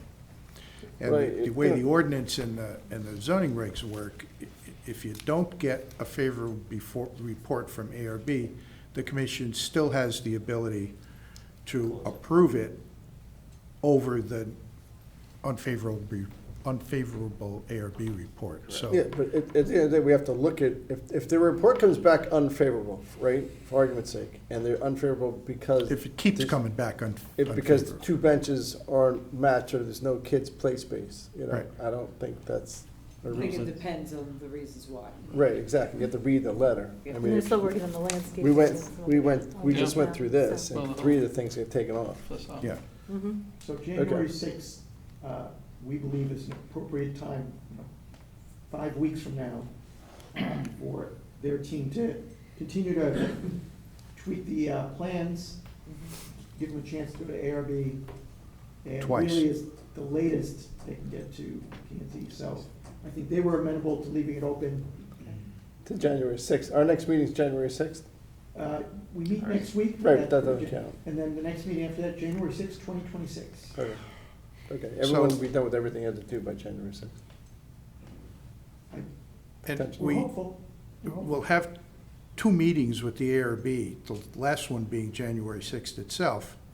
And I have been in situations, I think several times, where when they used to meet down the hall. Yeah, yeah. No, I I'd come in and say, okay, we now Yes. have a favorable report, Yes. and, you know, that happens. I've been there so- too. No, I know. You can have, you can And refer to hopefully the we agenda get there, there. last on the agenda here. Yeah. Okay. So we'll see this on the 6th. Yeah. The same, Yes. potentially, we still won't have an ARB report at that point. No, you should have an ARB Wow. report on the 17th of December. They're going into the ARB on the 16th, they're issuing a Yeah. report the next day. They've offered to have work sessions outside of the meetings as well, right? I think that's what the letter said. Yeah, it's, they. I'm just saying if there's additional okay. time needed before our meeting. Okay, would anybody in the general public like to speak to this application? All right. Or anything else we want to add to this one? We're good? We can extend it tonight, so we're gonna keep it, you good? Yep. Okay, I think we checked off a bunch of stuff. What do we have to go over for this now? He's tweaking the site plan and that sidewalk and 2 feet off of, 2 feet off. Sidewalk, more details on, I'll call it the utility, gas main, gas, whatever meter area. Right, Um, the site plan's gotta get updated because the generator got moved to the roof, yeah, right? So that's getting switched. What else? Some of these are so minor, you would put them in as post-approval conditions Right, exactly. anyway, so To the extent that things do get changed substantially with regards to the entrance to the residential, because I did watch the ARB hearing, and one of the comments was, you know, Gotcha. making that a Oh, yeah. place to arrive to the extent that that gets jerry-rigged and changed, just please keep in mind the pathway that, the discussions that we had with regards to Mhm. how you're gonna traverse out of that space, most likely to get Yep. to got it. the train. Thank you. And then, just note, make sure that staff knows about the mailroom and the lobby area. Okay. This is Jeremy French question number 2. We didn't talk about that at all. do you need Joe and or Greg in January? Do you guys need Greg or Joe? No. Nope, we do not. Those guys did their work. Unless there's some major change that they're proposing. I doubt don't think so. I will probably see Joe. And the only other If one, there is Joe will be something- there either way, probably, but. If there is something either one of them need to look at, they can look at it and say whether it's okay or not without having to come back. right, Yeah, issue another letter. right, and Matt Pop, if something changes, Matt Pop. Well, Matt, we always like to see Matt. Yeah, we do too. He always loves to be. All right. We're good? All right, this hearing's being continued till January I 6th. will get Jeremy a written extension consent tomorrow. Thank you. All right, that's it. That's it? That's good for that. All right.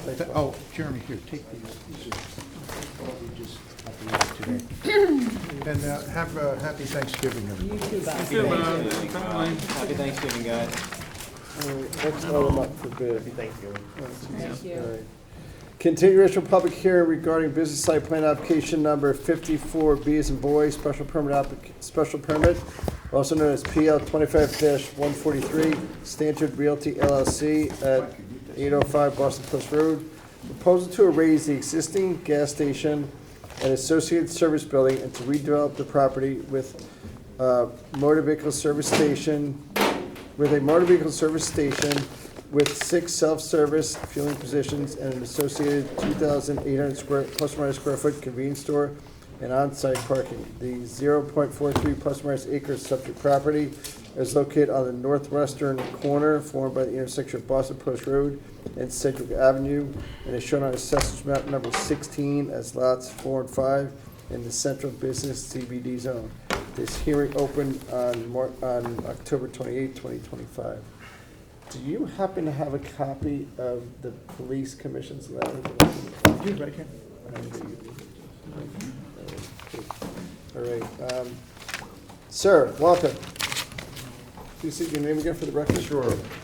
Mr. Chairman, members of the commission, my name is Michael Case, and I'm counsel for the applicant on this application. When we were last before you, there were really 4 issues that were outstanding and we were asked to address.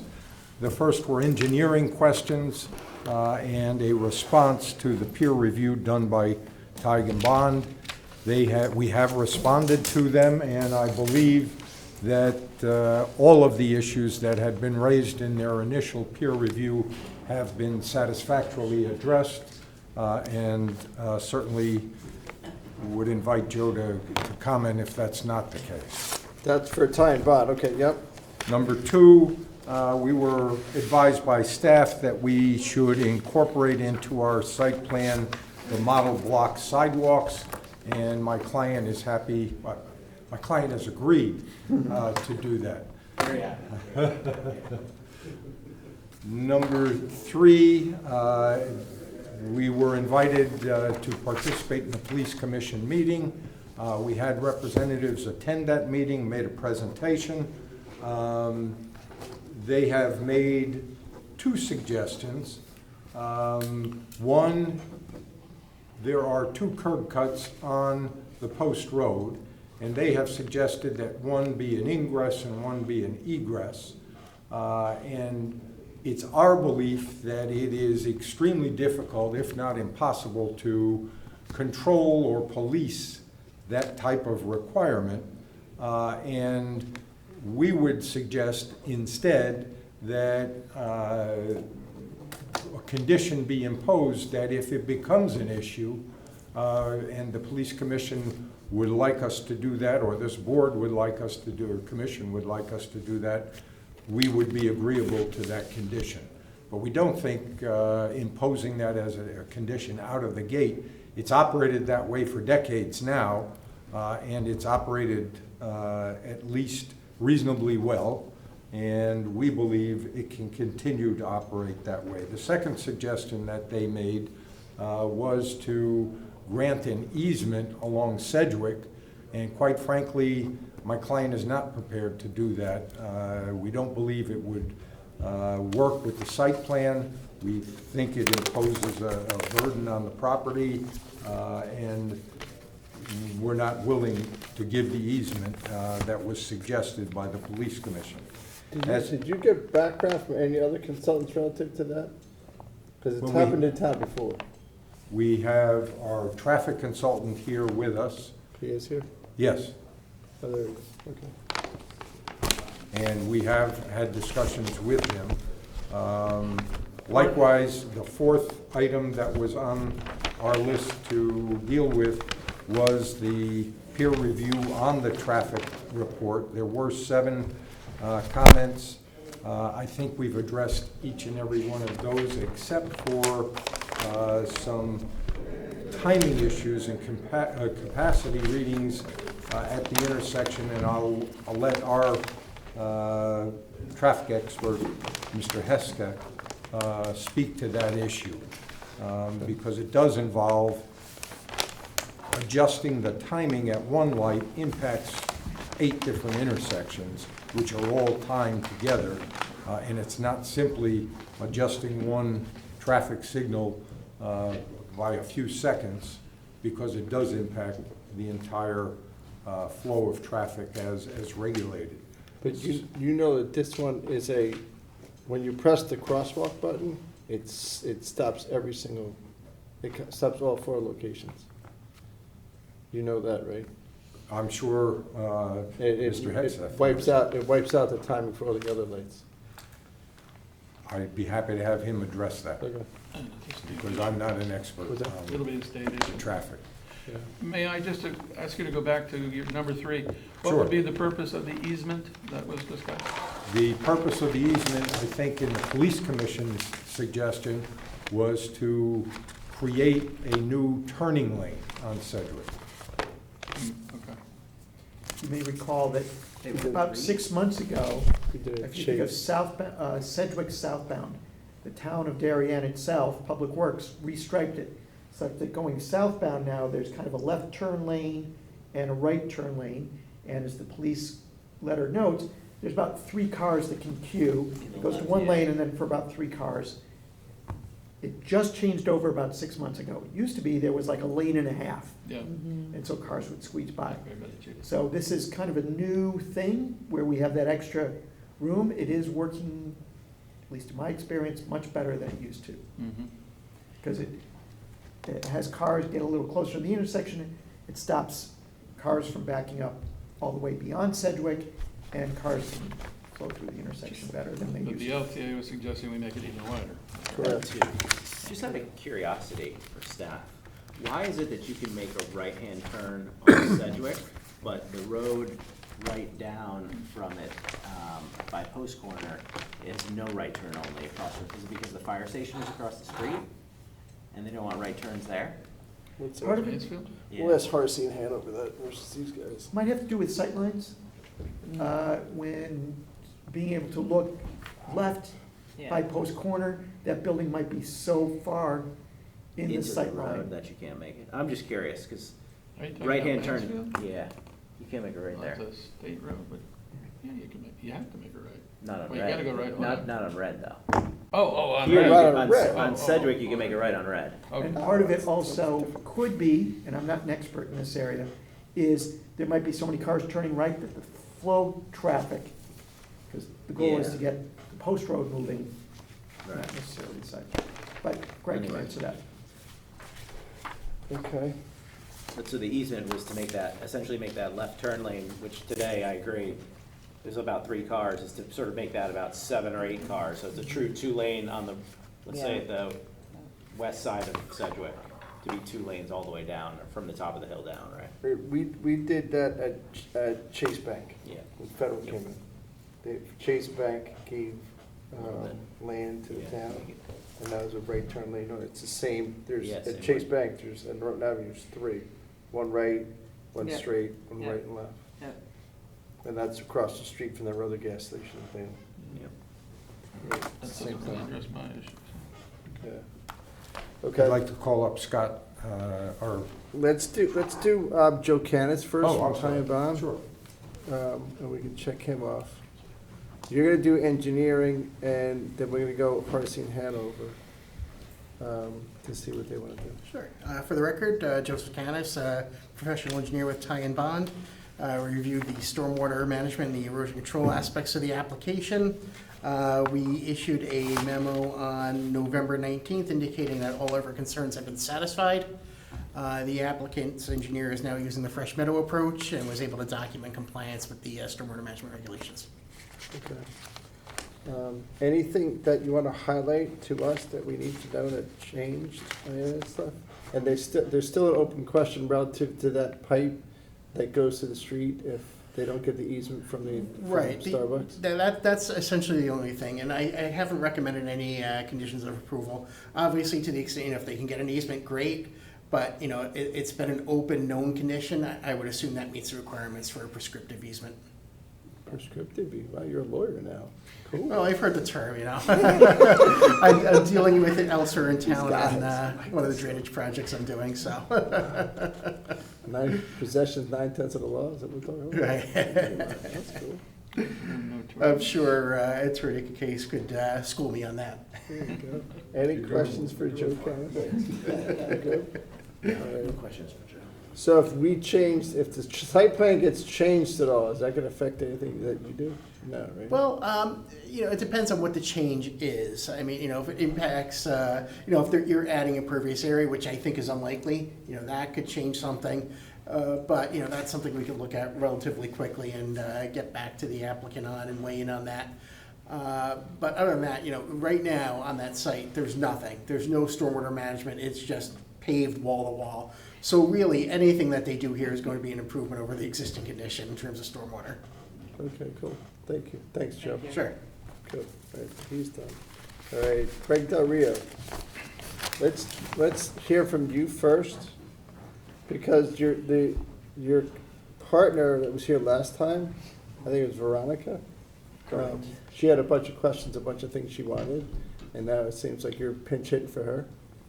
Is that right? We're all pinch hitting for Steve Sapola, who actually did most of the analysis and the, And then, so, playing the role of Steve Sapola. then Greg can Del you Rio, also- for the record, professional engineer in the state of Connecticut. Yeah, that's correct. We performed the second review of the materials handed in, and I'm just gonna go over it. I don't know if that got to them yet. well, can you, Okay. can you back up for a second? And Sure. Did you get the local traffic authority's letter?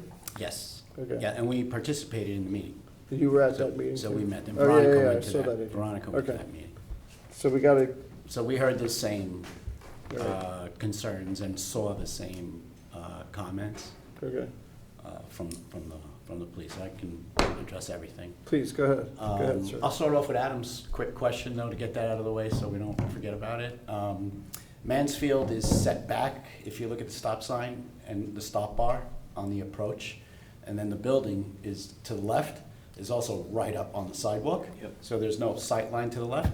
Part of the reason that's set back is for trucks making that left Oh, turn. the big turn. To allow them to do that, so they can't have the bar, even if the stop bar was all the way up, I think where that building is, as opposed to Sedgwick, to the left is the bank. Yeah. And that's set back, if Away you know, from it's the got the back. plantings in Yeah. front of it. Yeah. And then also their stop bar is all the way up, so they have a better sight line. Gotcha. So that's why it's, the regulation is what it is. So they addressed all our comments from the first.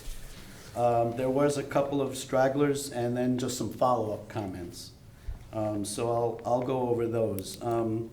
Yeah, look, this is a tough site. It's right in the middle of a very tough area with one lane until recently in each direction, and a two-phase signal. And you have a gas station with 3 curb cuts right on top of it. It's a challenge, right? And now we're going to increase, you know, considerably probably, right? Compared to, this is going to be a more modern gas station with a market. And if they've got good coffee and they've got a good price on beers and everything else, this is going to, you know, it's going to be busy, right? A lot busier than a couple of pumps and basically a service station. That's there today. So it is going to have a different character. And it's congested, and there's a higher than average number of crashes at this intersection. There's 23 crashes over 3 years. That's 8 a year. And I think 11 of them were injuries, and most of them were right angle crashes, which are one of the more severe, right? Side swipe, yeah, okay, you got a fender bender, you bring it, you're probably not too hurt. Right angle crashes, whether that's running the light or whether that's a person making the left typically in front of you and you hitting them sideways, you know, you're coming into a passenger door, you know, they're much more severe potentially. So there's some concerns here with this site, the location, the extra traffic, and these traffic patterns. That all said, only 2 of those crashes looked like they concerned the movement in or out of the gas station in the last 3 years. But we are going to be increasing the activity. And one of those did include a bicyclist who was injured. So, you know, that even heightens the, you know, the concern. Okay.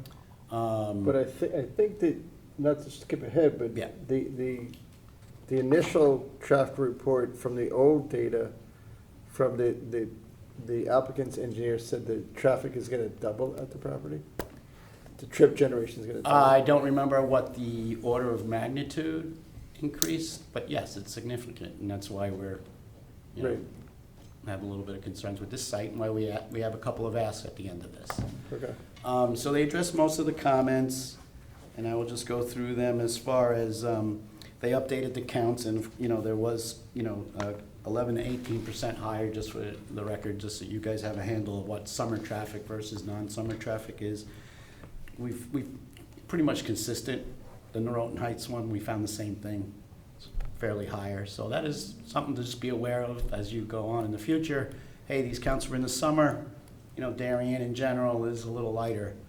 Not just in the station, but right here in downtown, you know, right in the middle of town. Yep. I just went over all the crash information. They updated the no-build conditions, so that's reasonably acceptable. As far as the trip generation, the assignments, that was also acceptable. There was a technical issue which will actually probably make the results a little better when they make this adjustment that we asked for, as far as it's a technical thing. Whether or not that adjustment gets rid of what we're calling an impact, because it's going from a level of service E overall to a level of service F. And it's adding 8 seconds on one of the approaches, Sedgwick left, I think it was. Southbound left turn movement from Sedgwick sees an increase of 8 seconds and a level of, so it's not the whole signal, it's just that approach, E to an F on that approach, and that's the one that they just recently restriped to allow that left turn. What is it you're doing to create that change? It's the Or added suggest traffic from the site Oh. is Oh, increasing just it. in and- data terms. Correct, so it would be a level of service E if it was a year from now and we still had the same station there, the same size station. It's projected to go up to a level of service F with the expanded. Have we ever done that? Station. We've had ones that were F and they stayed in F. You, Yeah, you, like you can't get worse than an F. 7-Eleven, I think. It was an F and it stayed as an F? Yeah. That's the So worst, F, right? F is it's fail, The you know, it slowest. just happens to also mean F and fail, but, you know, so. Was the car wash like that too? Yeah, level of service E, things are really working tight, you've got nowhere to move, but you're getting through. Level of service F, you know, a good way to think about it is you're probably not getting through that signal in one cycle. You gotta wait till the next screen. That's a good way to think of an F. Does E mean excellent or is it? And see, that's the, Slightly less bad. So it's it's A, B, C, D, E, F? correct, yeah. Degradation. A is like, you know, 2 o'clock in the morning, no traffic, everything's free flow. You're timing all the lights, you have total control of where you're going. And F is the opposite, right? You're sitting in traffic, you can't move, you're delayed. And you're not getting through typically in one cycle. Okay. So that's the experience. Anyway, so with the added traffic, there is that impact. So that combined with the safety concerns, which were the right angles, and, you know, it did appear when you look into the actual crashes themselves, a lot of them were right angles, a lot of them were people making lefts and then getting hit. So particularly the one that was a pure right angle where it's Sedgwick and maybe the light, and the guy ran the light this way. What you typically look at is extending the all red phase that's in between. So you got the yellow, it goes red, and usually it's 1 or 2 seconds, and then it's green the other way. Add another second for that clearance time, so that hopefully will help mitigate Is some of that the these state's crashes. job to look at I was that? gonna say, that's what, Yeah, these are recommendations that they would look at the retiming of the signals for both capacity and safety improvements. because we did that on Noroton Avenue when Federal came in.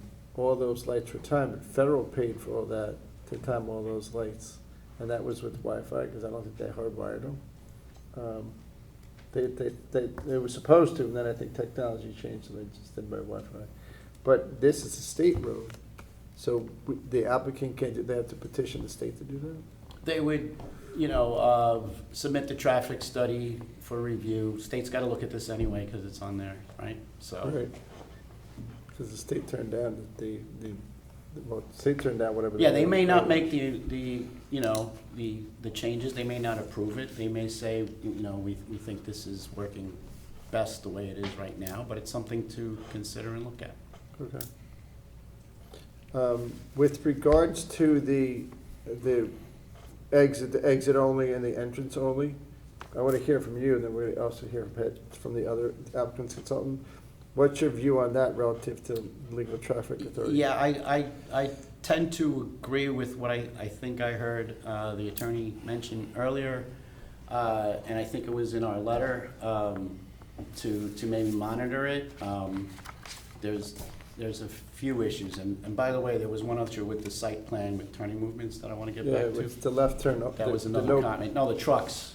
Okay. Real quick, I'll get that out of the way. They weren't showing the striping and the curb on the other side of the street to get a sense of how wide Sedgwick is, how wide Boston Post Road is. They just show the truck movements. I don't know if it's hitting a curb, if it's going across the center lines, et cetera. I don't know how its relation to the street system and if it's actually working or not. So if they could just plot the curb lines and the striping for the street, so that we can complete the review of Who's supposed to do that? their site. Their civil. site guy, is the site some guy here? That's that guy. It'll get done. Okay, he's here. But back to on-site circulation, if you look at most service stations and gas stations in very similar situations, they allow all movements. There's very few, there are a few that have that closer driveway that has to make a left right next to a light that will restrict it, but it's fairly uncommon. I'd prefer to see this just, these tight sites, you want flexibility is also important. They're very tight, you're moving around, you're facing the wrong way. Oh, I can't make a left, what do I do now? I would tend to leave it the way it is. Also, restricting the left turns in. Right, that's what we're talking about. Right? Like, which one are you gonna make the entrance and exit? You're probably gonna make the entrance the one closer to the site so that you can exit and make the right and go south on one, right? Because you're not letting them make the lefts. What do you mean closer to the site? Do that again? Wish we had a picture.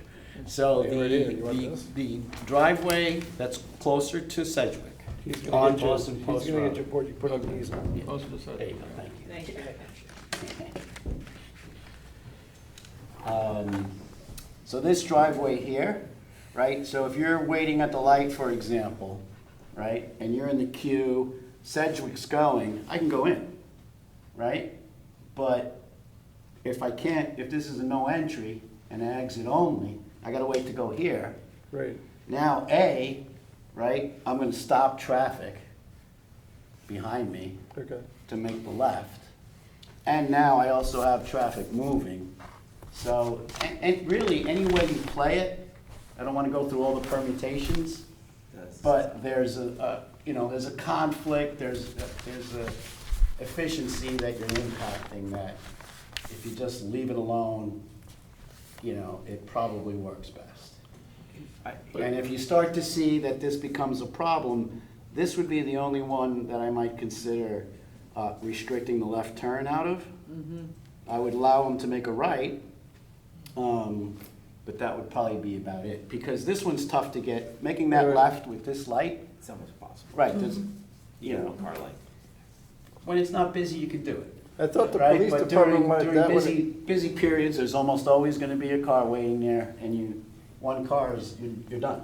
I thought the police department wanted that one to be the entrance and the one. Correct. they want them to Entrance, be exit, exits. Yeah, right? So this gets back to your other problem I was just telling you. right. So there's always, There, whichever way you do it, I can come up with I don't know if you wanna do that.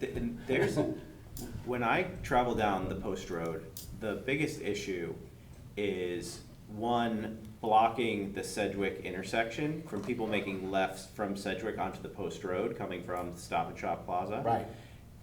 And two, the usage of Starbucks, particularly people making lefts in and lefts out of Starbucks, where they have to cross the right flow of traffic, so you have cars that are stopped, and then you also have a number of cars that make the, it's not even the parking lane, but right where your curb cuts are, use that as an illegal lane to make a right into Starbucks because they don't want to wait in traffic.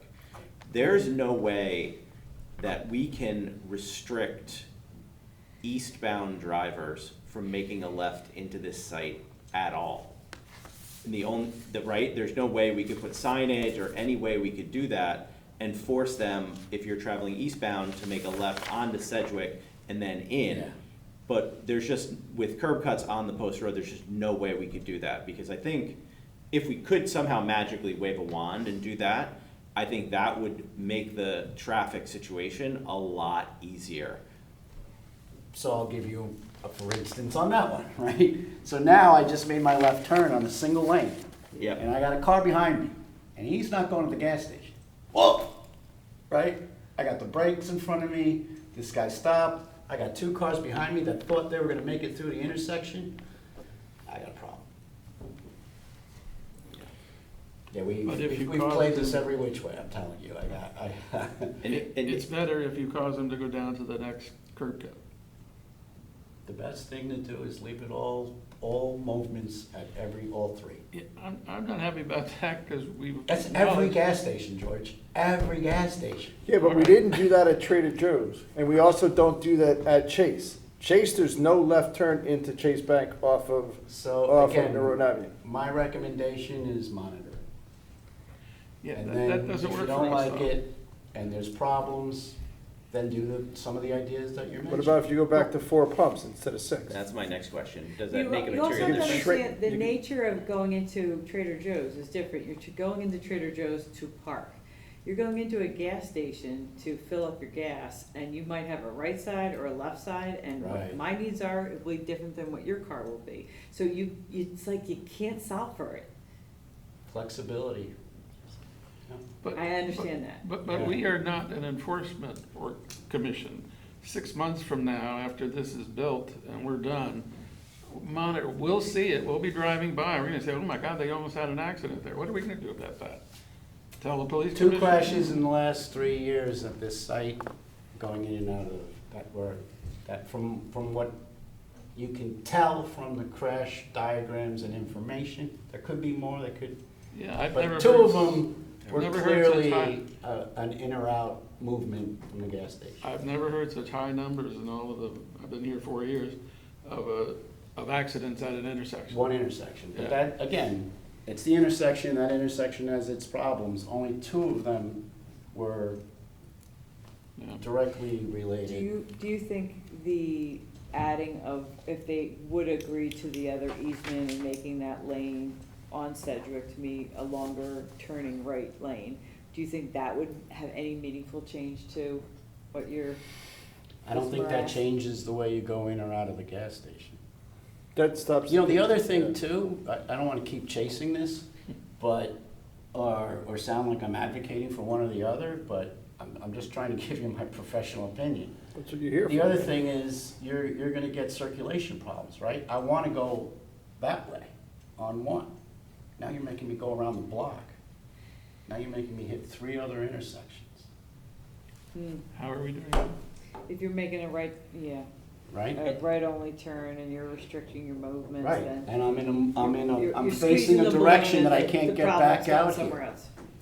Well, What that's what, Go ahead, George. my thought is that it's right turn only onto the post road, but on Sedgwick, you can take a right or a left. Now, why is that a problem from the circulation within? Because of, the ways gas stations are, and Amy's point that it's different, right? I wanna leave, I'm pointing this way, there's a guy waiting for a pump this way, I can't make a left. Now I'm sitting here, now people, Well, if they're pretty much, everybody's going in from Post Road, maybe some are coming in from Sedgwick, I suppose. But, so you're saying that if they're they're in a pump, headed toward the Post Road. yeah, they came they've gotta- Sedgwick, they went this way, and now Yeah. they're over You here. think it's a big problem? And I for wanna them go to that ta- way. You think it's a big problem for them to take the left and go back to Sedgwick? Now they gotta make a right and go around the No, block again. no, they take a Inside. left. You're gonna come up, you're gonna come up. Inside the lot, Yeah, Yeah. inside the site. Just remember. Right, that's the thing, I'm Right. saying, what if it's blocked, what if there's somebody waiting for another pump? That's the How many difference cars between a can- parking lot how many versus cars a- can you get by from the pump to the, But To the the way those pumps are curb. designed is you can go through straight, and from what I Yeah, understand, we're there's used- a pump, a car, and you still have a passage before you hit the next pump, Mhm. car and car. So there is 2 alleviated arteries through that Yeah. pumping station. There's 5 parking spaces at the pumps. We'll Mhm. count them. Did we hear from the fire marshal? I think you did sign off, Fred. Let me just double check. I don't believe so. Hey, Greg, while they check, question, if the number of pumps stays at 4, it doesn't really materially change the traffic. It's 3 pumps and 6 filling stations. Yeah.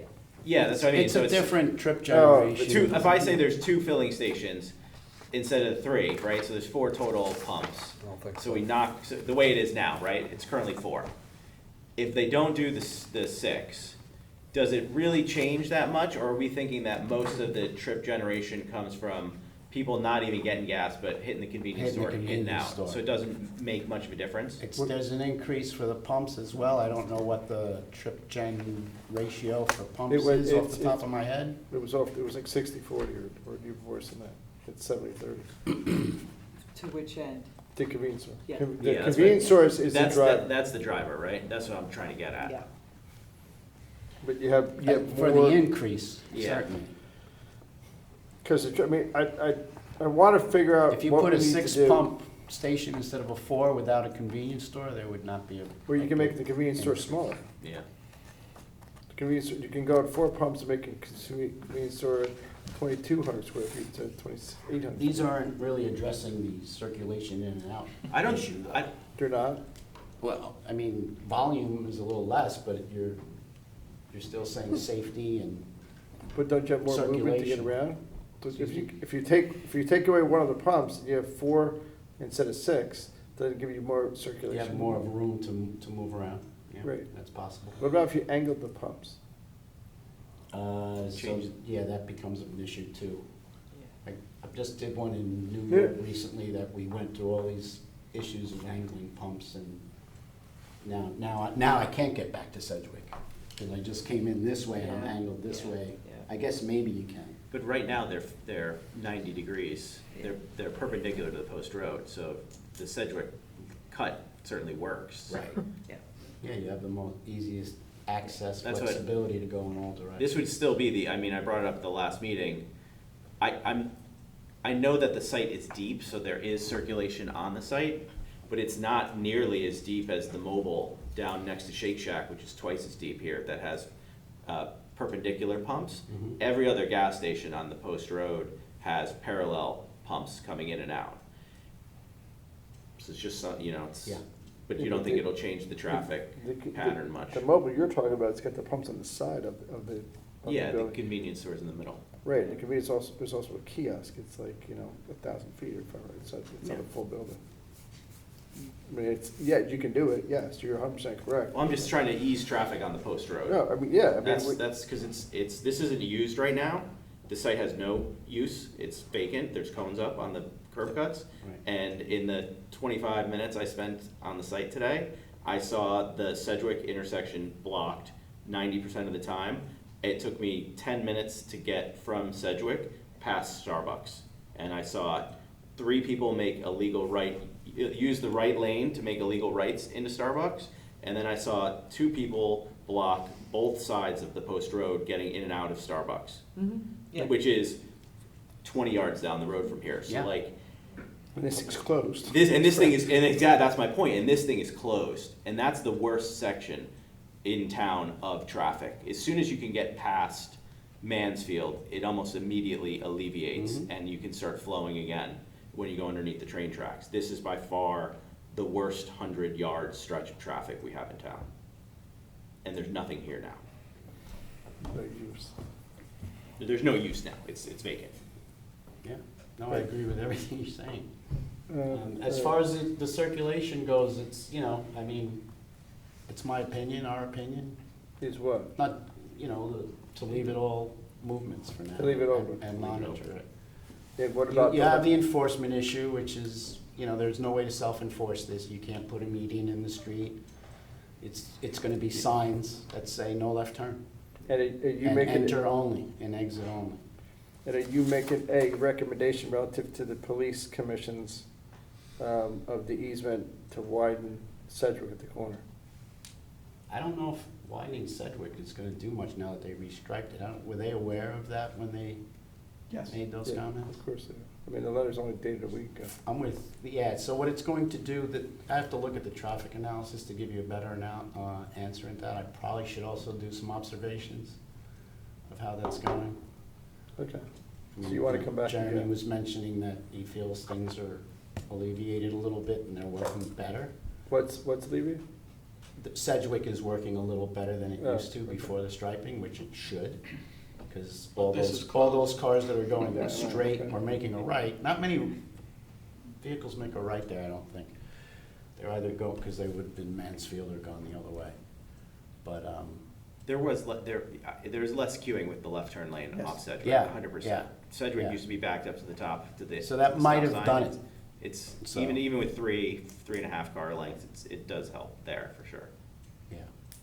But if you can't make a left because somebody's in the middle of the intersection trying to make a left coming from Sedgwick to the post road, it's very difficult to do anything in Yeah, that I mean, intersection, which is exactly what I happens. come through that intersection and I go through it, up Sedgwick and up and around to avoid that Yeah, block. it's much I easier. go up and around just to avoid. So that's, Entirely. so you I go go the up, whole road. you go Yeah. up Gas bubble Highlands. to the, When you're going from Like, Norwalk to if you're coming Stanford? from, no, Goodwife Shopping Center or Old Kings Shopping Center, instead of turning left on the Boston Post Okay. Road and waiting and Oh, I waiting, see I what you just do. keep going through and then go up and around. it's, Yeah. it's far faster to make a It's way left far at the faster to church go all, or do at all Trader that Joe's than and get hit the queued back in road that all the block. way to the fire station. And when we approved the Royal, which is the old town hall home site, But that's further down. right, people, it was so backed up at this intersection, people would make a right on whatever, I think that's Highland there. Mm-hmm. Oh, yeah. Go up and around. Yeah, and cut through, yeah, They cut through and go up and Yeah. around. yeah. So we have to, and I'll let you go because I want to hear these other guys speak, but we have to kind of sort of respond to the police department and say yes, no, maybe so. Because if we're going to say no to the police department, that's going to be the first. Right? I mean, the police department. Could you do it as a condition and monitor it? When we did Trader Joe's was, the police department was adamant that that was a no left turn coming out of there. And they redid the whole site plan. And I forget whose idea was it to put in I think it was the applicant's idea to put in the right-hand turn lane at Chase when they rebuilt that. But that was done for that purpose. And that's a similar backup thing. So I don't know who's Where gonna. there's a- I guess If, so, So if Before we finish if that- you disagree with the police department, it's coming from your pen, not mine. Seriously. no, it's okay, I'll have the conversation with them. It's why when I sent in my letter on Friday, we said, do we want to maybe talk about this one? Do Because you have it's a a little copy of bit, his letter from Friday? it's a little bit sensitive. But, You wanna talk about the tanker truck The- briefly?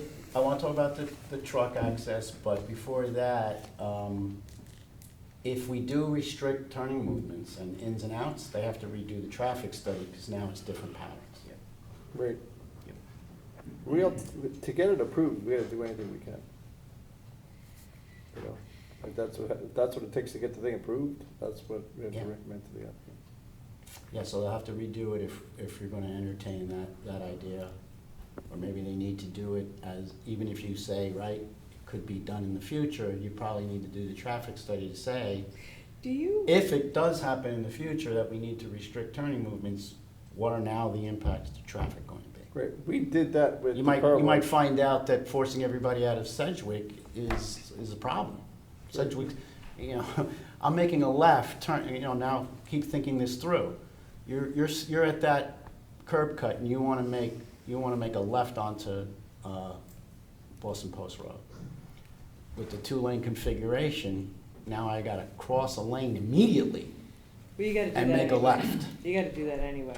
Well, if it was a single lane, I'm merging in and I'm making Yeah, a left. yeah, Now yeah. I'm trying to cut across a flow of Is traffic. Is Oh, so you there, cut 3 lanes. is there a level by which you think this site, let's face it, the site is an E, performance, Mhm. that the incremental traffic trip generation could put, do you have a sense of where that inflection point is? Let's just say it's doubling the volume of trip generation. If it was only 25% or 30%, it would still maintain an E status and not Yeah. plunk it to the F.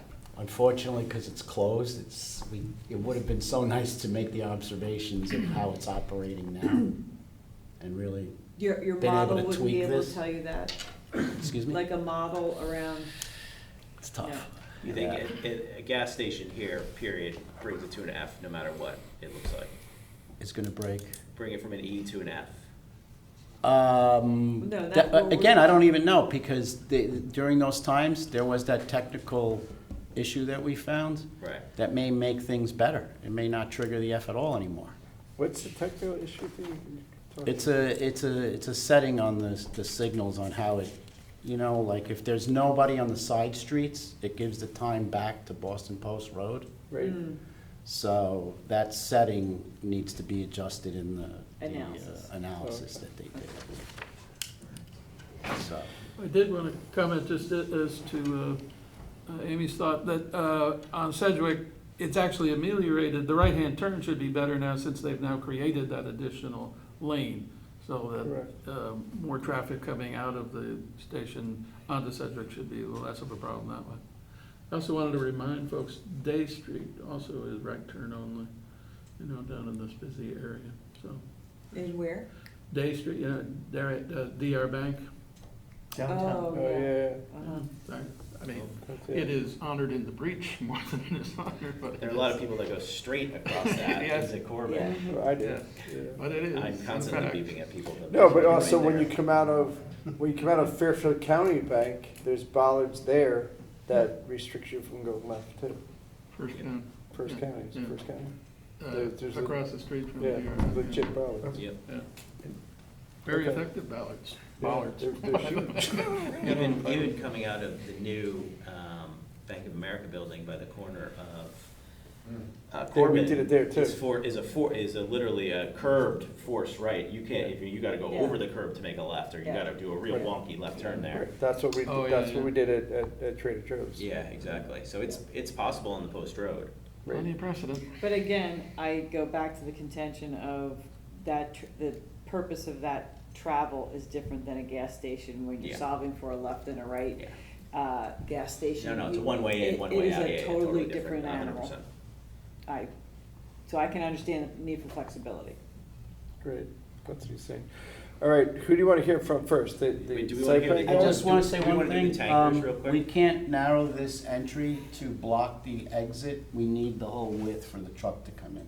Got The it. tankers for the fuel. So you can't physically try, I didn't finish You wouldn't that. be able to make a There's no way contrived- to physically constrain some of these Yeah, movements. yeah, that makes sense too. And Oh, and they can't come in off Sedgwick either because they can't make that No, turn. you want a truck going this way? Yeah, that's what I'm saying. It's too big, of a radius. Yeah. They can come in this way or this way. They actually have that Yeah. as their move. That is the way they want to come in. And then they want to come here and come out here. The other thing is they have to close, whenever there's a truck, they're going to put a cone here. Yeah, so they can Just close that until. But they're gonna be then. doing that in the middle of the night, so that's kind of the least of our concerns. Yeah. I mean, if they're delivering fuel at 2 in the afternoon on a Saturday, the cops better be out there. taking They're going to care of have more problems than you. We already talked about that. it. Yeah. That's all. All right, so you good for now? I'm good. All right, Scott, how do you pronounce your last name? Last name is Hesketh, Hesketh, okay. not like the Secretary of Defense, but close. Okay, Hesketh. So, since we last met, it sounds like you did another traffic count. You met with the legal traffic authority, or local traffic authority. You reviewed, Percy and Hanover reviewed your stuff, you reviewed their stuff. So where are we? What do you want to tell us tonight? We did all that good stuff, and in my opinion, the results in the updated report are extremely similar to the results in the original report. There's a little more traffic, yes. A couple more seconds of delay, sure. But as I stated here before, we went out and redid the counts. We have driveways in close proximity to the signalized intersection, and the queues on the main roadways are going to block those driveways at the beginning of the cycles. And then the queues will clear out and the traffic will be allowed to enter and exit the site most of the time. I agree with everything that your reviewer said in terms of the site access and getting into and out and not restricting, because it doesn't make sense, because you have to have the ability to enter and exit. Like I said, if you're coming down here and there's a gap in the street and you want to pull in, if there's no gap now and you get to the next one, you might have a gap and you can pull in. Otherwise, if you're forcing them to do one, you stop, you're blocking all the traffic behind them. Just like if you stop and you're making a left-hand turn into Sedgwick, you're blocking everybody behind you. Route 1 is a one-lane roadway in each direction. Anyone making a left-hand turn at any location is gonna block all the through traffic behind them. They have to wait. We're downtown on a very busy street. This is Route 1. Route 1 backs up from Bangor to Miami, Key West. I mean, You're not wrong. basically, You're not wrong. I mean, I can't not, let's be honest, right? It's Route 1. That's the way it is. And we live in New England. We're used to busy roadways. It's a downtown area. Yes, there's parking on the street. Sometimes it's empty and you can scoot around somebody. Fine. I just don't want to get voted out, that's all. I I just got completely reelected, understand man, that. don't get me I completely fired. understand that. The one thing I do want to go with Make it slightly worse. in terms of what your reviewer said was 8 seconds increase in delay on the Sedgwick Avenue approach. Okay, When we did our counts, since the site's not open, the existing site traffic is not included in the background conditions in the analysis. Great. So, empty site in the background conditions, full site in the combined conditions, increase in delay on one approach, 8 seconds. If I fill up the existing site with the existing traffic, that delay's not gonna be 8 seconds. Might be 2, might be 4, maybe it's 6, I don't know. We didn't do that analysis. It's an extra step. I don't think it gives us any additional information. The queue on Sedgwick during those peak hours backs up. Now he says, one of the coding errors in the analysis. There's about 167 different inputs one can do in synchro. About 155 of them are automatic. But you can change them. If you want to go out and do a study, you can do a delay study. You can do a gap acceptance study. You can do this kind of study, that kind of study, and you can change 167 different inputs. He says, 2 of the peak hours, we have one of the inputs which is incorrect. That maybe would add some extra time if there's nobody on the side street. Well, one of the things we did was the peak hour factor, about 97%, which means the traffic volumes during those peak hours are pretty constant. So there's always going to be traffic on the side street during that peak hour in the analysis. So changing that one item in the analysis is not going to give us a significantly different result. Maybe it's 1 second, maybe it's 2 seconds.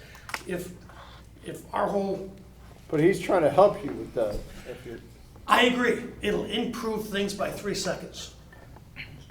does it go from, Is it does worth it go going from back 8 and to 5? rerunning and rerunning and rerunning? And I don't see this being worth it. At But the end in of the day, your we're trying to world- get approval. I understand that. In I your understand world, isn't 3 seconds significant? I mean, can't that be the difference between E's and F's and that sort of thing?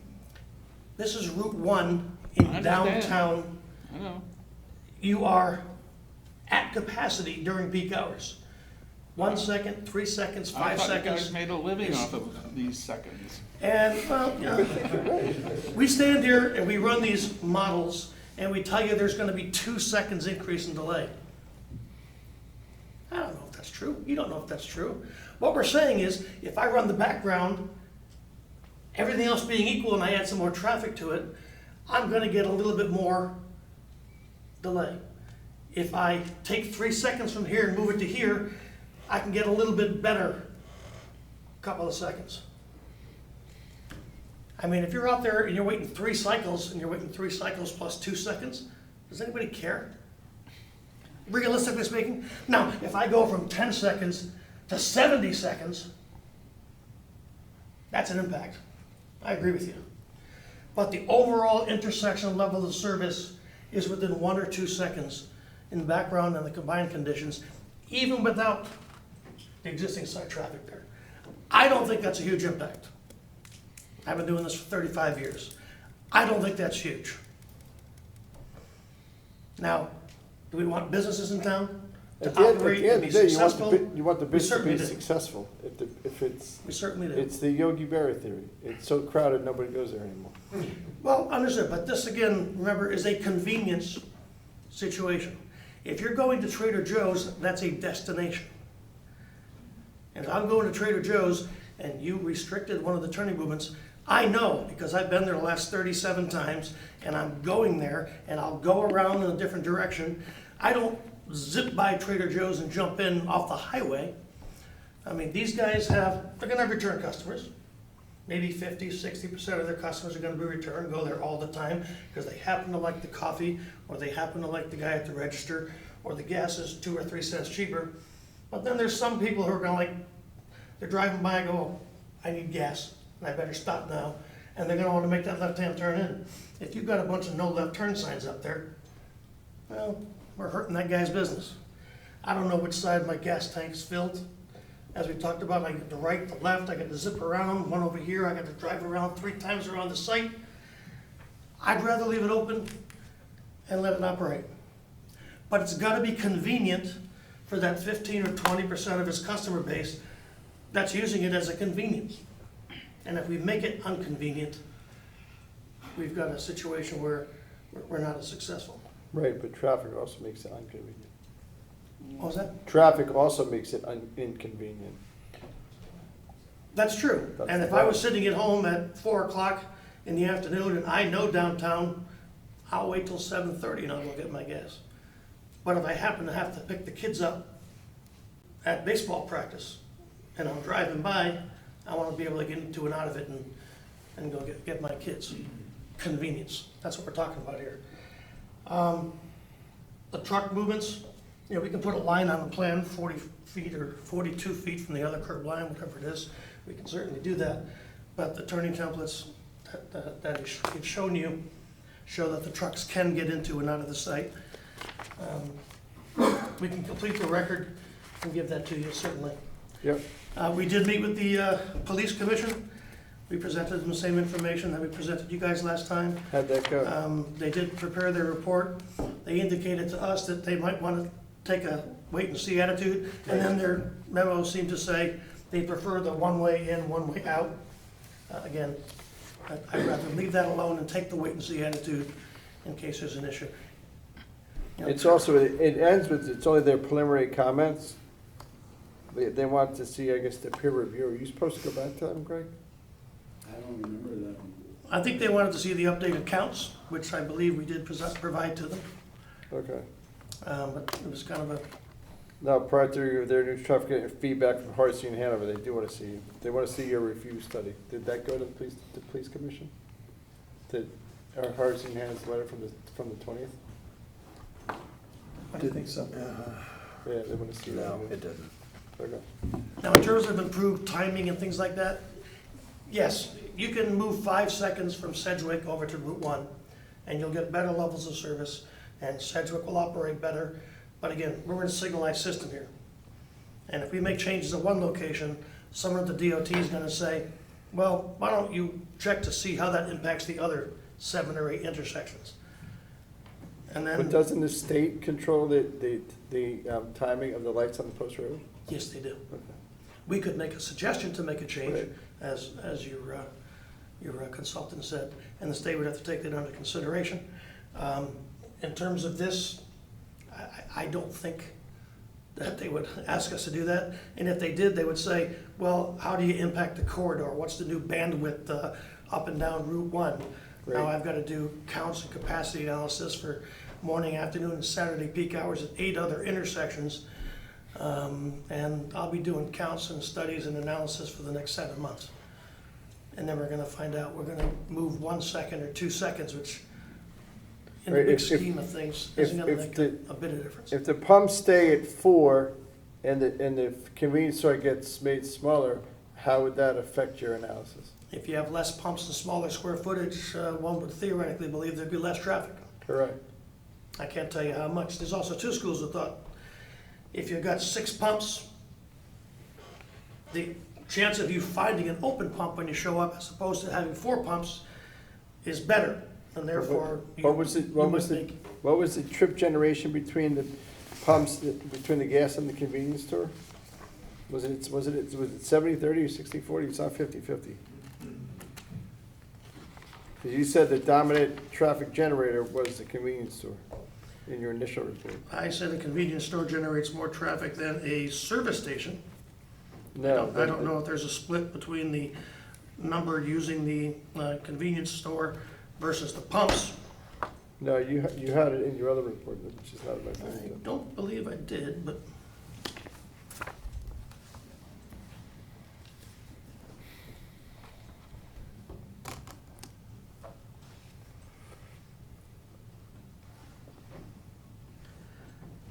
we ran numbers on a service station with 4 pumps versus a convenience store with 6 pumps. Okay. But that's apples and oranges. That's where the 50% trip traffic generation went up, right? I still don't know what you mean by 50%. You said it doubled, went from 50 to 100 and something like that? Well, what I said was, Peak hour. for instance, in the morning peak hour, if you run the 4 pumps with a service station, you're looking at about 41 trips. And if you run a convenience store with 6 pumps, which is 2,800 square feet, you're looking at 114 trips. Right. So it's an increase of 73. But I can't tell you, That's nearly tripling.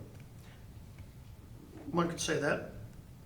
I can't tell you how much of that is related to the increase in pumps or how much is related to the increase in square footage Right. or the change in use, because there's three different things at play there. Right,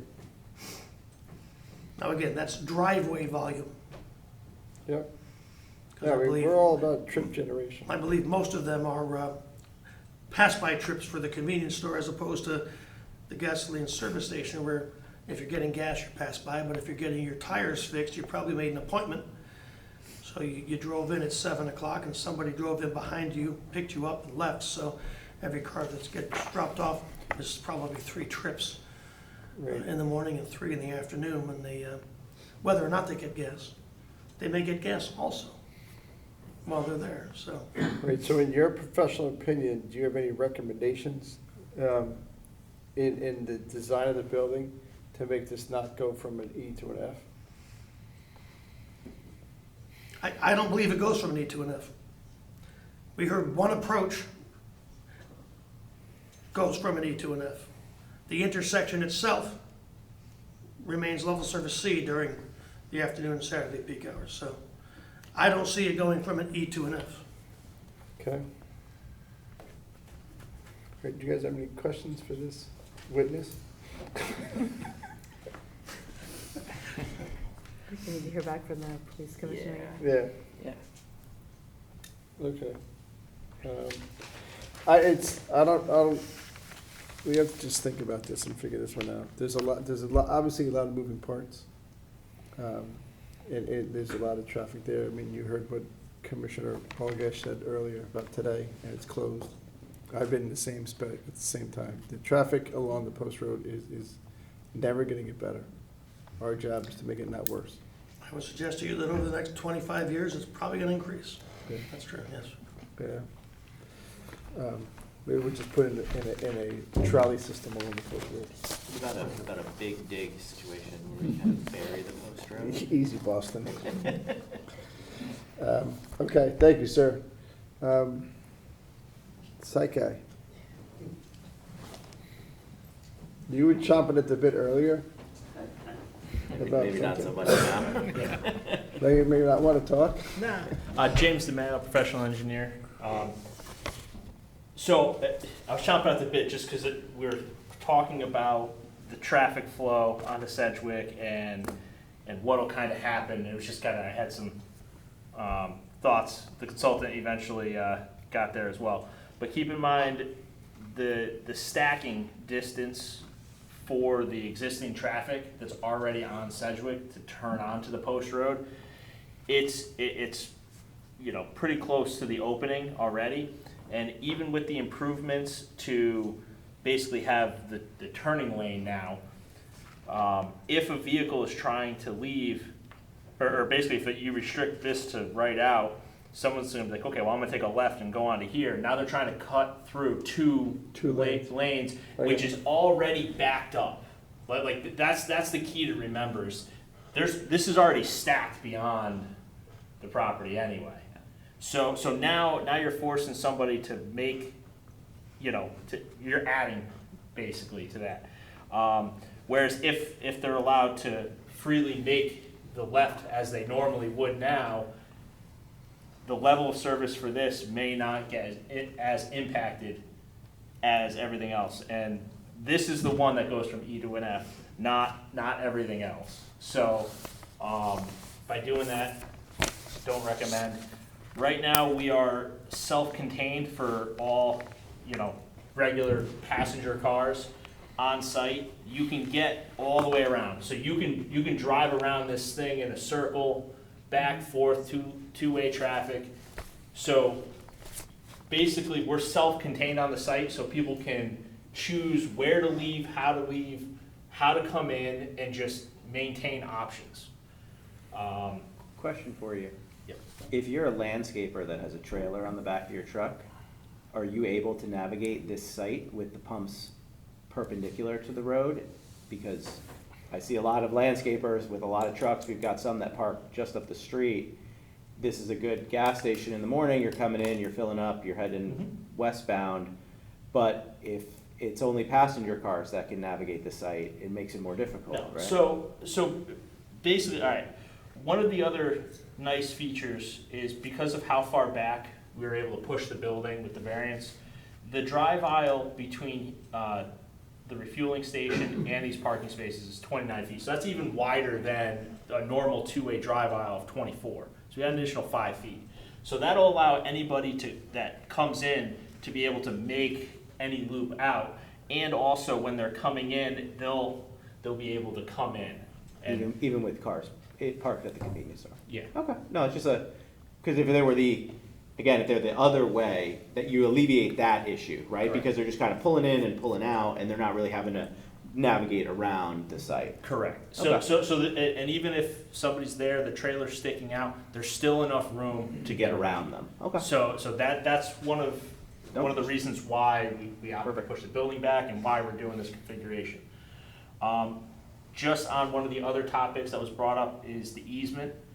Again, I don't think that's one. It's going to become a grading issue on our property. I think the easement will be further south. Because your driveway alley gets wide, yeah, right where you Yeah, hit so if they're just talking about even just coming in here, Correct. now that severely limits what we can even do on our own property. So, it's, even if we reduce the number of pumps and everything else, it really limits what can be done. And all you're gonna do, this is about 2 cars of stacking. So to get to the middle of our current curb cut is 2 cars. 3 cars is about here. So again, when they're talking about the easement, I don't see the major benefit for us. And again, 3 cars is probably not going to be enough because that's typically where you're stacked anyway. Right now, they made the improvement, so you got almost 2 cars. Right. But that's kind of still not really enough if the level of service is already an E. Yeah, see, it's different than Chase because there's no curb cut exit out of Chase at that spot. Correct. Right? It's just flat. The exit out of Chase is a lot higher. Yeah. And same with the entrance. There's no left-hand turn into Chase from Noroton Avenue when you're going, I'm gonna call it north. Yeah, and it's That's a also lot higher. not easy for us to let's relocate this curb cut further back because we have a retaining wall. The grades just don't work with the site. So it's just a difficult site in a difficult location with difficult intersection. But I just wanted to add those couple things. Okay. Any questions for this gentleman? Right, where are we? We heard from him. Oh, the other thing we need, sir, with regards to store hours, what are the proposal for store hours for this? 5:30 to 9. 5:30 a.m. to 9 p.m. 7 days a week? Rate? Okay. So we gotta put that in the resolution. Okay. So when you ask about baby formula, when it's the kids pregnant at night? Hey, I'm beyond those years. You got a kid that's getting married. They're coming back, yeah. You got a kid getting married. What are you talking about? Do we need an extension? I don't think we can close this tonight. No, we can't close it tonight because they have to go back to the legal traffic authority. I think you guys you need more information, right? Yeah, he needs more information for him to sign off on his report. Is anybody left in the public to speak to this application? And you two guys good? Yeah. Okay. You're good. Yeah, that's what you're paid for, right? You're paid to make sure everything's good. To get it restored. All right, let's leave it open. I think the traffic engineer is going to talk a little bit. I think Joe Canis is off the hook, right? Yep, Joe's good. He's all done. Assuming the site plan doesn't change. Yeah, we'll keep your engineer around because he likes to talk. January 6th, same as the other one? Yeah. Okay. That's kind of it. And then at that point, Greg will have looped back to the local traffic authority and have the benefit of his opinion to weigh into. 'Cause Right, I think that came before. Yes, it's 100%. This is the 18th in Craig's letters. Connect, we need to connect those And dots. this is the 20th, but Yep, Greg Del Rio never saw this letter. yep. Do we have the And- fire marshal? and- I'll check with the fire marshal. We did send it to him. Okay. He hasn't commented. I just thought because that was included in the, Especially for a gas station. Police you should commission. Definitely Yeah. comment on it. Okay. Yeah, but they're not gonna worry about it. Greg saw the LTA letter. LTA Has not seen. didn't see Greg's letter. Which is, that's the dot. But you saw the LTA's letter from the 18th, okay. But they have not heard his opinions. Right, the LTA's not seen the 20th letter. Correct. Yeah, No, that's- all right, we don't do that. Okay, so, do we need an extension? on this? So we need you to come back before we close the hearing. I apologize, but there's a lot of stuff going on. January 6th. Yeah, we You will know, need an I extension would from the note applicant. for the record that we got our variance with a 6-month timeline to pull a building permit. Send me a letter, we'll get you, we're gonna get out of the habit of ZBA giving 6 months variances if people have to go to other boards. It just creates more work for me. He's the What? director of land use, he can do So whatever he we're not wants. gonna do that. Send me a letter, we'll take care of it. All right. I mean, at the end of the day, we're trying to figure out how to get an approval for this thing. There's too many moving parts. Understood. And all of us live in town and go through this intersection. This guy loves Starbucks. I hate Starbucks. We all love Starbucks. No It's a cursing, all right? difficult situation. I mean, that intersection, whether this is developed or not, is going to be an issue in the future. And I just point out, because I've heard some comments about, should we reduce the number of pumps, should we reduce the size? I'm not so sure that doesn't create other problems. 6 pumps or 6 filling stations or sites allows the traffic to get in and out. You put in only 4, and you may have queuing inside the station itself. Likewise, in terms of the size of the store, if you're going there for coffee, whether it's 2,800 square feet or 1,400 square feet, you're going to get your coffee. It's a matter of how much is there, and frankly, most of the traffic at the convenience store can be served whether it's a small or large convenience store. I've been in the commercial real estate business for 35 years, and I'm only 40 years old. Trust me, size matters. If it's smaller. I've heard that before. If it's gotta be smaller, it's a big difference. Okay. I mean, you're a great lawyer, don't get me wrong, but I've been doing this a long time. One of my biggest clients was a convenience store developer in South Carolina. Okay. All right, with that said or not said, January 6th, 2026, 7 PM, I believe it's this room. fantastic, thank you. Buy the lot next door and refi. Happy Thanksgiving. And that would make everything a lot easier. Instead of having 19 curb cuts, we can have one flow of So traffic. that's the recommendation of, Starbucks also has an interest in the building next to it. Does they really? There was a trust that owned it and developed Oh, jeez. I Could have changed over the years. I think that lease is near the end. So Starbucks lease is near the end, and then on the location, they close it. A lot of the It's a whole traffic different game. goes away. All right, next item on the agenda. That's the end of the public hearing. We're to the general meeting. We have to talk about the other thing. Remember, we were gonna have an executive session, Jeremy? Is that on your list at all? We can certainly arrange, do you want to do it in December or January? Could we do it in December? Is that possible? Or is that a See what we can special do. meeting? It would be a special meeting. Yeah. Okay, so we can do, Can't do it. but it's been noticed yet. It has been noticed, should we put it on I'm there? Has the December 6th meeting been noticed? December 2 is a special meeting. Yeah. Has it that already been is. noticed? It already is a special meeting. It already is a special. So Let me can we add something to that agenda is my question. Let me talk to town council, Okay. see what we can do. Okay. I just want to have an executive session. Have a good turkey. Happy Thanksgiving, guys. Thanks for all your work. Safe travels. Should Safe I travels, Tom. deal directly with LTA? Should I go through you? I'll copy you on. Yeah, copy us in. I'll Yeah, copy go you direct. on communications and, we'll take it from there. Thanks. Thanks, Greg. Thanks, Greg. Now, just on a side note, his old boss was a guy named Michael Galante. And I said to him, I said, hey, if this thing's worse when it's all developed, you're fired. He's not here anymore. It's because the guy retired, but That hurts the story. Anyway, what I was telling this guy, that I'm going a little bit out of order, with Jeremy and Fred, I talked about, we want to have an executive session to go over a couple items, and it hasn't made on the agenda yet. I don't want to do it tonight because it's too late. Yeah. But if we can put it on the next one, that's fine.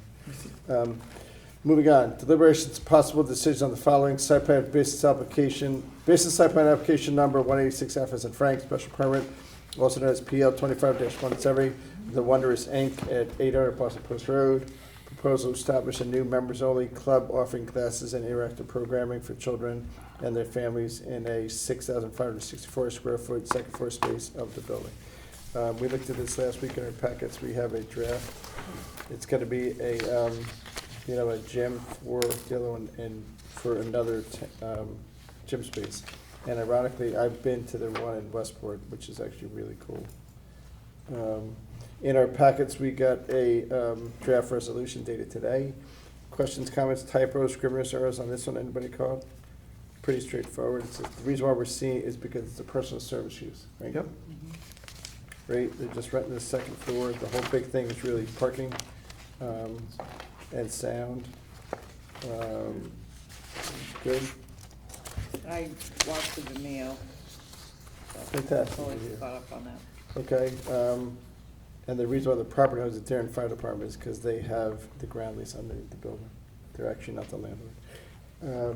But looking for a motion to approve as submitted, as drafted. I think George made the motion, Jamie made the second. Sure. All in favor? 5-0, 5-0. as written. Next, as written, next on the agenda. Land filling regrading application number 183A is an Apple, also known as PL 25-166. Christoffel and Courtney. Christoffel, that's a cool name. Courtney Krediet at 130 Long Neck Point. Proposed to construct a new pool and spa for related site development activities, including the regrading of the property, installation of storm retaining walls, and stormwater management. This guy, they're just putting a pool in their backyard, and they're taking out a sport court. Is that what it was? Nope, because of the nature of the retaining walls, they're not gonna be able to get vehicular access to the garage. They still have conforming parking, they'll have enough on-site, but they won't be able to put cars in the garage anymore. Oh, really? That stinks. Okay, in our packets, we got a draft resolution dated today. Questions, comments, typos, scrivener's errors on this one? Pretty straightforward. You watched this one as well? I did, yep. The walls go from what, 2.5 feet up to 5.5 feet or something like that? Is that right? That's Yep, this there's one? a few necessary retaining walls that Needs well, to be the building engineered. department look at, yep. Yeah. Let me look at that. All good with this one? Yep. Looking for a motion to approve by Amy. Adam's got the second. All in favor? 5-0. Fantastic. Deliberation on anything closed tonight? We didn't close anything tonight, so that doesn't The only matter. one was the zoning, but we'll deliberate on that next week. Oh, the zoning, well, why don't we deliberate on that right now, the text amendment change? Right, any questions on that one? The only thing we're going for is 10% in the basement. Do it up. I'm fine with that, yep. Jamie, you good? George, you good? Yep. Okay. Yeah. Everything else is dropped, so can you draft a resolution to approve the text amendment change for the basement? And I guess, when you write it up, do you have to say everything else was dropped, or is it a whole new? We would make that clear in the decision. Yeah. Okay, because their new thing dated the 12th, which they filed on record is different.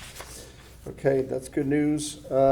Chairman's report, I have nothing to report, but I do want to say happy Thanksgiving to everybody. It's great working with all you guys, and hope you guys get time off. But I know I'll see you a week after that. So, Next All right, week. yeah. Next yeah, week. 2 days after that. If it makes anybody feel better, I'll be working on Thanksgiving. So will I. You'll be Well, working actually, there's on Thanksgiving?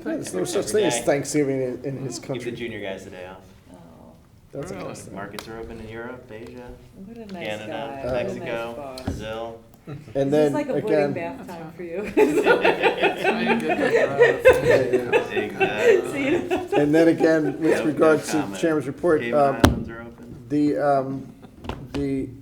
the city's town is on December 1st. No, December 8th, December Monday, 8th. December 8th, So you guys still have another week to give us stuff. of stuff for that thing. And we sent out a notice, I think, to almost all the RTM, The entire 80-member RTM asking for what they big want us to talk topics about. for Steve to talk about. We Questions. heard back from Why make it Amy. Amy's 3 up out there. of 80. They really read their emails. They're as good as me. Wow. Director's report. I have nothing new to report. Fantastic. Upcoming meetings, December 2nd, it's a special meeting, and then we have the whole month of December off. And then we meet again January 6th, which is the first Tuesday in January. And just for the record, we haven't talked about this in a while. My birthday is January 2nd, so you can bring in cake. Oh, we Um, can talk about it all next month. Any other business too that's, there's no other business, right? All right, I do want to do this executive session, but not tonight. With that said, looking for a motion to adjourn. Jamie makes a motion to adjourn. Look at that. Karen makes a second. Amy Barsanti makes a second. All in favor? There we go. Meeting's adjourned. Thank you, TV 79. All right. Sorry it went too long. Happy Thanksgiving.